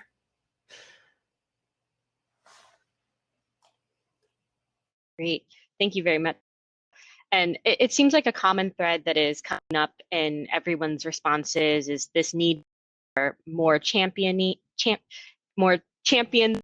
energy efficiency, really championing these energy efficiency policies and regulations, as well as just an argument for better integrating energy efficiency into national strategic plans, whether those be NDCs or national action plans or recovery plans related to COVID. And all of its economic impacts. Miton, I'd love to bring you in on this conversation here and hear from you what you've seen in terms of some of the opportunities, as well as where you might have seen some successes recently. What's been changing area that's allowing for greater success? Yeah, no, thank you. you know, I can't agree more with the, you know, all of the previous colleagues' points. You know, James is talking about the need for long-term funding. You know, it is not you know, it's not a sprint. You know, you can't have 1 or 2 year programs and walk away from the market. It doesn't work that way. And then Gabriela also talked about the fact that, you know, we have the energy prices is still, you know, not favorable to some of the lending programs. You know, we try to develop bankable projects, but with energy prices still being low, I think it definitely some of the challenges. So back on the other side, you know, the opportunities are there. I think that you know, one of the things that we're very excited about is to see what KSAP is doing, which is to really focus on just building the pipeline, you know, building the market for climate-friendly cooling and getting the product there, because that definitely is one of the barriers that we always see is, you know, we can talk about energy efficiency, but if the products are not on the market, they're not available, they're not at competitive pricing, you won't get the market transformation that you need. So, you know, seeing KSAP going in and specifically focusing on you know, climate-friendly cooling is one of the great examples where we're hoping to see good results from. And I think the other thing that Mirka mentioned, which is a very interesting opportunity, and I hope it will work out, is that, you know, a lot of the financial institutions like Asian Development Bank and World Bank, EBRD, are now sort of putting a lot of emphasis on this economic recovery measures, right, from COVID, and if we can have a voice at the table, we can have a hand, you know, sort of a voice in that discussion about, well, yes, let's think about economic recovery in the long term. You know, how do we manage both recovery and transition? I think that's really powerful, and, you know, having that kind of leverage at the table. And one of the other things that I see the opportunities that we're working on now, I'm working in Vietnam, and one of the opportunities that we see is actually the limitation of the central government in taking on debt. So now it behooves us to work more at the municipal level, and I think that the benefits of working at the municipal level is very powerful, because one, you know, you affect change faster, and two, you build capacity at a much local, you know, the really needed capacity at the local level. You know, we have a few projects in Vietnam where we're actually working directly with the municipalities to help them build financial packages to access financing for their energy efficiency projects, and that hasn't happened in Vietnam before. And so I'm very hopeful to see all those opportunities work out. I think those are, you know, all that, you know, there are a lot of bright spots, and these are some of the things that I see and I'm very excited about. It gets me out of bed in the morning, and I'll stop there. I think it's fairly general, but I think just to talk about specific about program will run us out of time. So. Thank you, Mitan. Yeah, so now I'd kind of like to, well, we have about 15 minutes, a little under 15 minutes, to be honest, 13 minutes left before we have to rejoin the plenary session.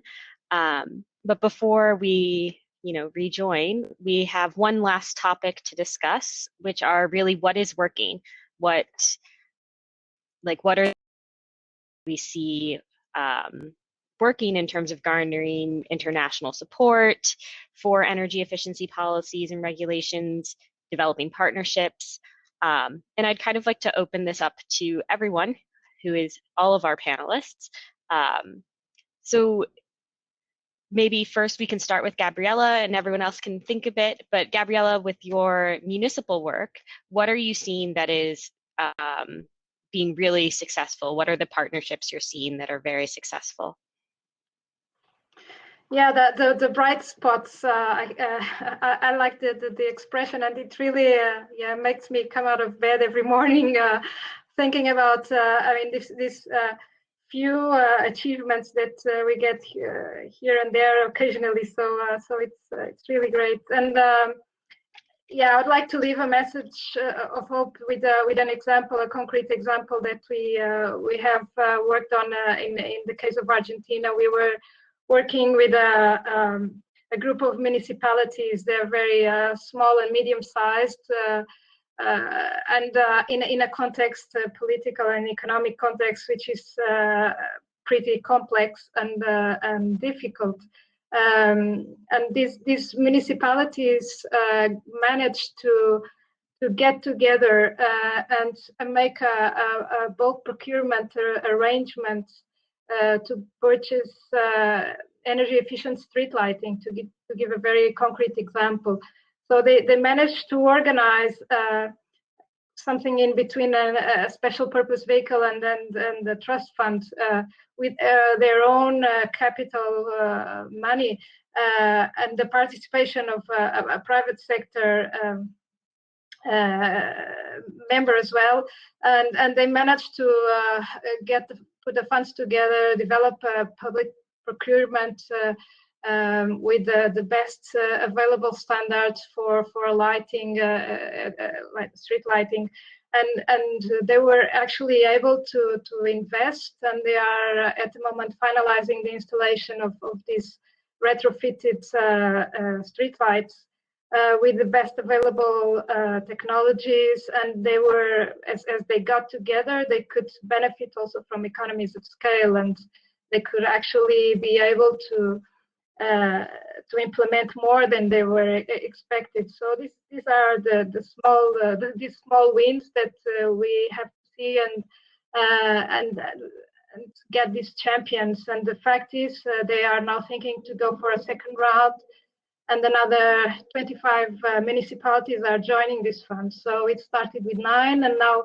and on a second round of purchasing, another 25 municipalities got interested in very critical times with the health issues and economic crisis. They managed to go through and implement all this process. So it was really nice to see. Yeah, just to leave with a bright note. Thank you. Thank you, Gabriela. Okay. I think it's great to hear. Oh, and I was just about to pass it over to Kuda. So go ahead. Thank you, Rebecca. I think just one thing that we noted in the region, that as a SADC region, that has kind of kick-started a lot of energy efficiency initiatives, was the establishment of a target at the regional level. But this came out as a result of a crisis, where the power crisis in 2007. And then, so the politicians then said, okay, what should we do? So each sector then was asked to come up with intervention measures. So measures that included, of course, pushing up more renewables, but on energy efficiency, there was a target for, there was a target set for energy efficiency. And then we were asked to say, okay, in terms of lighting, what do we need to do? In terms of water heating, what do we need to do?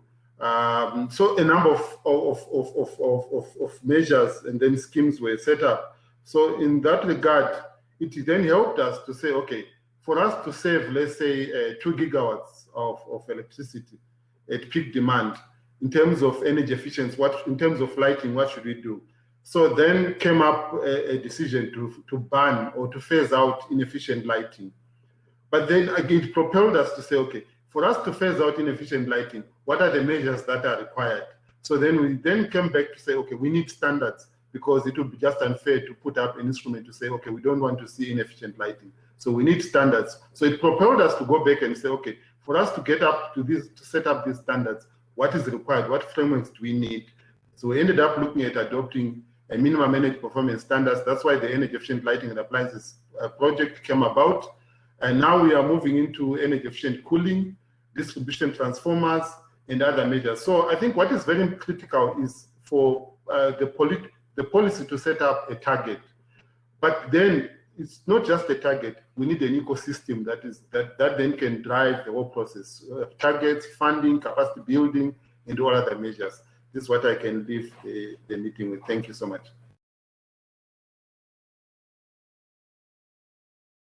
And I think I had the timing wrong. We only have a couple more minutes left. Is there anyone else who would like to comment on what they've seen that has been successful so far? Mirka, Miton, James. Mirka, go ahead. I just wanted to give a plug for a tool that I think certainly KSEP has helped support the development of, and I think is kind of a valuable instrument for scaling, which is UN Environment's United for Efficiency's model regulations.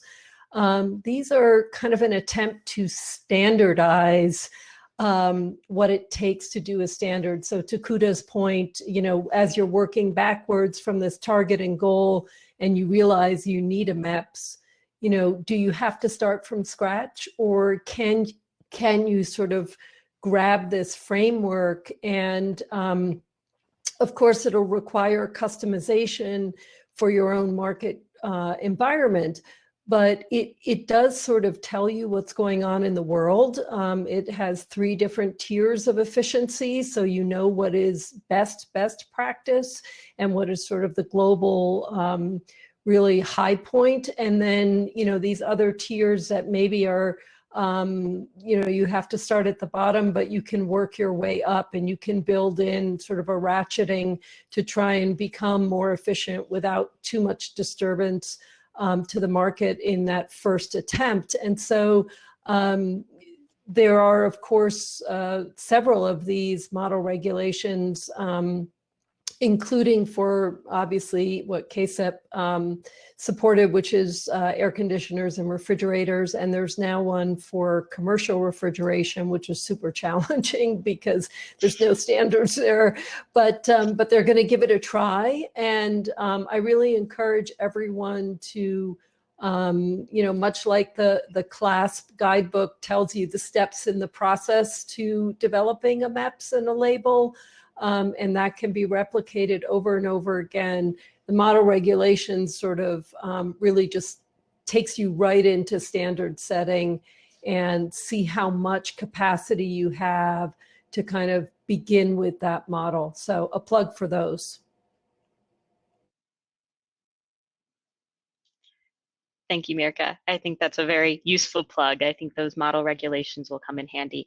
Miton, if you have something that you can add really quickly, please go ahead, and then we'll have to return to the plenary session. Really quick, yeah, just to follow what Mirka said, the IEA 4E SSL, this is a long mouthful, the solid state annex that's from IEA have developed model standards for street lighting, as well as you know, they've done a lot of work on LED lighting that is for both general use and also for street lighting. And I would highly encourage that being adopted, or at least considered, because they, you know, these are all international experts that have spent a lot of thought on in this area, and it would be great to see that their effort get into wide circulation.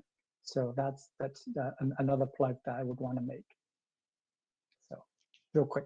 Thank you very much. Yeah, so it sounds like we have a lot of resources that we can really use to continue trying to get some energy efficiency policies and regulations implemented. Thank you all 5 of our panelists. It's been great talking with all of you, and I would now invite everyone to return to the plenary session. These are the results from our poll. If you haven't answered the poll, you have 1 more minute, so please go ahead to the tab Slido on the right, and you can type your answer there. So for now, these are the most popular answers. We have standards labeling, that's probably the most popular. We also have innovation, information, energy management system, building codes, etc. And I think that all of these really resonate well with the different discussions that we had. So on this note, I will be letting our moderators so they can do the wrap-ups of their breakout rooms. Thank you for joining. If you want, we can start maybe with the global perspective. So, Mr. Sarkar, if you want to start with your conclusions. Thank you. Thank you very much, Ana Lucia. First of all, can you hear me? Yeah. Okay, great. No, again, thanks a lot to the Vienna Energy Forum organizers for organizing this fantastic session. I think the breakout session in particular really gave us a lot of good insights with the 5 panelists who were there in that session, bringing different perspectives from a practitioner's viewpoint, from a research viewpoint, as well as overall experience. And we also had the privilege of having somebody from outside the energy efficiency sector, from the telecom sector, to learn even more as to how telecom sector has managed some of these. 3 key points which came out of this session, I would say. There are many, many important messages, but one of the messages which came out is the whole issue of impact assessment and evaluation of policies and regulations. That needs to be an important element of any regulatory and policy intervention in any country. Either you do it at a global level or at a national level. The impact assessment and evidence is very, very important to convince the policy makers and the decision makers, the private sector, financiers, to actually make investments based on policies and regulations. Otherwise, policies and regulations don't get implemented and enforced as much as they get formulated. So that was number 1 point, the impact assessment and evaluation.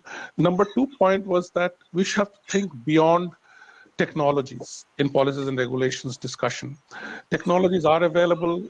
Many of them are commercialized, have been around for decades, but yet we forget about how to take that technology and blend it with the social interventions, the financing requirements, the implementation and enforcement frameworks, the institutions which need to do all that.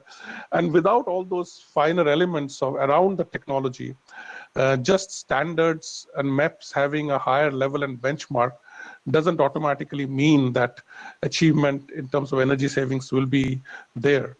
So we have to think of innovation beyond technology, look into social policy, financing, even behavioral innovation. So energy conservation came up in our discussion, not just energy efficiency of appliances and equipment, but what is the element of energy conservation where people actually use less for the same benefit, but they don't keep their equipment and appliances on all the time, for instance. And so that was one lesson. Final point, which came out, is this multi-stakeholder kind of approach. No matter what we do in energy efficiency, it's dispersed amongst various entities, both within the public and the private domain. And therefore, unless you bring everybody together, either through an initiative like what Martina in UNEP is leading, the Global Alliance for Buildings Construction, or through some of the initiatives that the International Energy Agency is doing, you cannot really see these standards and policies actually delivering results. So you have to bring in the multiple stakeholders into the same platform, both private and public sector. I'm going to stop there. There were many other good recommendations. I may have missed a few of the ideas which came up, but my apologies for that. But over to you, Mark. Thank you. Thank you very much, Ashok. I'm not sure who's next, but why don't we go to you, Clotilde, I think. Thank you. If you don't mind. And thank you, Ashok. Thank you very much, Mike. So we also had a very broad and breadth of experience from different countries, from Bhutan to Ghana, Rwanda, the South region, Western Asia, and Peru. So really a broad set of actors there. Many things were discussed, so it's very difficult to give just a few points, but let me try. So some of the recommendations were engage all the stakeholders, so make sure that appliance manufacturers are involved, but also consumers and vendors and to government, so that the different goals are set and can be achieved when all the stakeholders are part of the process. Something that came up several times was the importance to raise awareness and to make energy efficiency more visible. This is something that is also important when trying to finance projects and make sure that the financiers and the banks are also aware of energy efficiency projects and everything connected to this. The third point is on the importance that the energy efficiency policy are aligned with the long-term strategy and the long-term vision that are backed up with data and analysis, and that there is a harmonization of policy, that all policies goes towards the same goal. This was also a point that was made, is the importance to avoid dumping of obsolete appliances to developing countries, and there are clear measures to make sure that this is not happening. And so that's very short. I missed many things, but let me stop here. Well, thank you very much, Clotilde, and thank you to everybody in that group, because I think the hardest work is often at the country level. So congratulations. Rebecca, you were in the group looked at enablers for progress across the board. Yeah. What do you take away from that discussion? Yeah, so I'll try to keep it brief. I'm sure I will miss a lot of things. We discussed a lot of different topics. But I think starting kind of from the project development standpoint, there was a clear expression of a need for both policymakers, funders, et cetera, to take into account that energy efficiency is a marathon, not a sprint, and really designing projects that focus on building institutional capacity to run standards and labeling programs over time, so that we're not in this situation where there's one or two officers trying to run an entire efficiency program for a country. And to that point of recognizing that energy efficiency policy is a long-term process, really developing projects that the financiers can more easily fund, that are truly bankable, take into account what the what market forces need to be affected, and really making these projects financeable, but as well trying to keep the financing structure pretty simple so that it's not burdensome for the recipients of funding to really implement the projects. Away from that kind of logistical standpoint, we also discussed, similar to what Clotilde mentioned, the need to raise the profile of energy efficiency, to really have champions who can speak to the benefits of energy efficiency. Because when you go into a lot of these countries and you're trying to meet with high-level government staff, you have trouble meeting with people at the higher level when you're talking about energy efficiency. They want to talk about renewables and things that are more exciting, more shiny. So we have a need for more champions really in this field to raise the profile of energy efficiency. And to that note, I think one other thing I'd highlight that we discussed was the need to really integrate energy efficiency into larger national plans a bit more effectively, really get energy efficiency into the NDCs. We're in this unique environment trying to recover from a global pandemic, getting energy efficiency into some of these economic recovery plans, and just taking advantage of the ability to work at a high level to raise the profile and get things done. Well, thank you, Rebecca. So I was asked to just give a few concluding remarks. I did jump around the various sessions, and as expected, whenever you get a bunch of very committed, passionate professionals together on the topic of energy efficiency, the discussions were rich and interesting. One thing that stood out for me, and I heard it explicitly discussed at length in two of the sessions, and probably the third as well, is the need to sell energy efficiency at the higher political level, not on its own merits, but on what it can do for other people. So framing the discussion, this is good for you because it delivers in the following areas that matter to you. And I think whether that's job creation, which is a dominant priority for almost every country right now, COVID recovery, energy independence, energy security, avoided investment, whatever, frame energy efficiency in terms that matters to your to the person you're trying to persuade to support you. And that, I think, Ashok, is another way of framing it in saying stakeholders, build constituencies around the change that's needed. At the same time, this is a technical subject, and we can't abandon the technical issues. I heard in one of the sessions about, the technical bits matter. The old adage about there's plenty of money, not enough good projects, and the good projects, I think, come from not only the overall environment, but the detailed technical aspects of whatever it is that's being advocated. One speaker did say that, it reminded us of the truism, energy efficiency is a marathon, not a sprint. But I take comfort in the fact that when people want to train for a marathon, they often find it easier to do so in a group. So we're running together. We have to be dedicated as we are to doing this over the long haul. It is not a sprint, and it would be a disservice to anyone to pretend that you can accomplish a lot overnight. Tell people it's really important, and there are a lot of us working on this. I think building networks of passionate professionals in areas such as energy efficiency is absolutely crucial.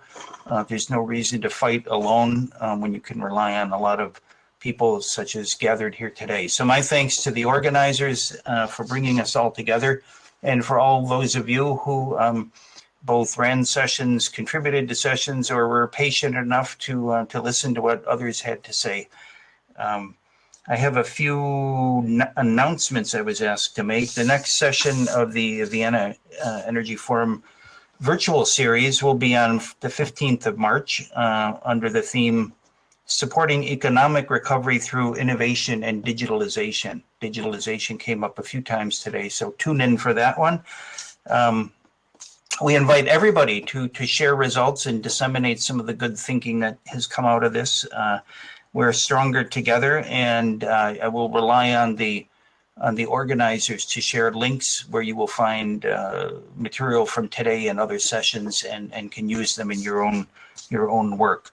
And I would invite everybody now to continue on to the special booth where we're experimenting with the expo.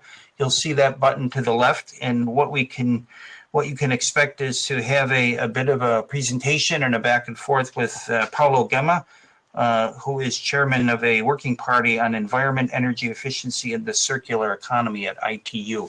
And I believe, and I'm relying on you to correct me if I say something wrong here, you have to go to the Expo button to the left of your screen, where it, at least on my screen, says now. So thank you very much, everybody, and jump over to that session for a little bit more on energy efficiency from an ITU perspective. Thank you all.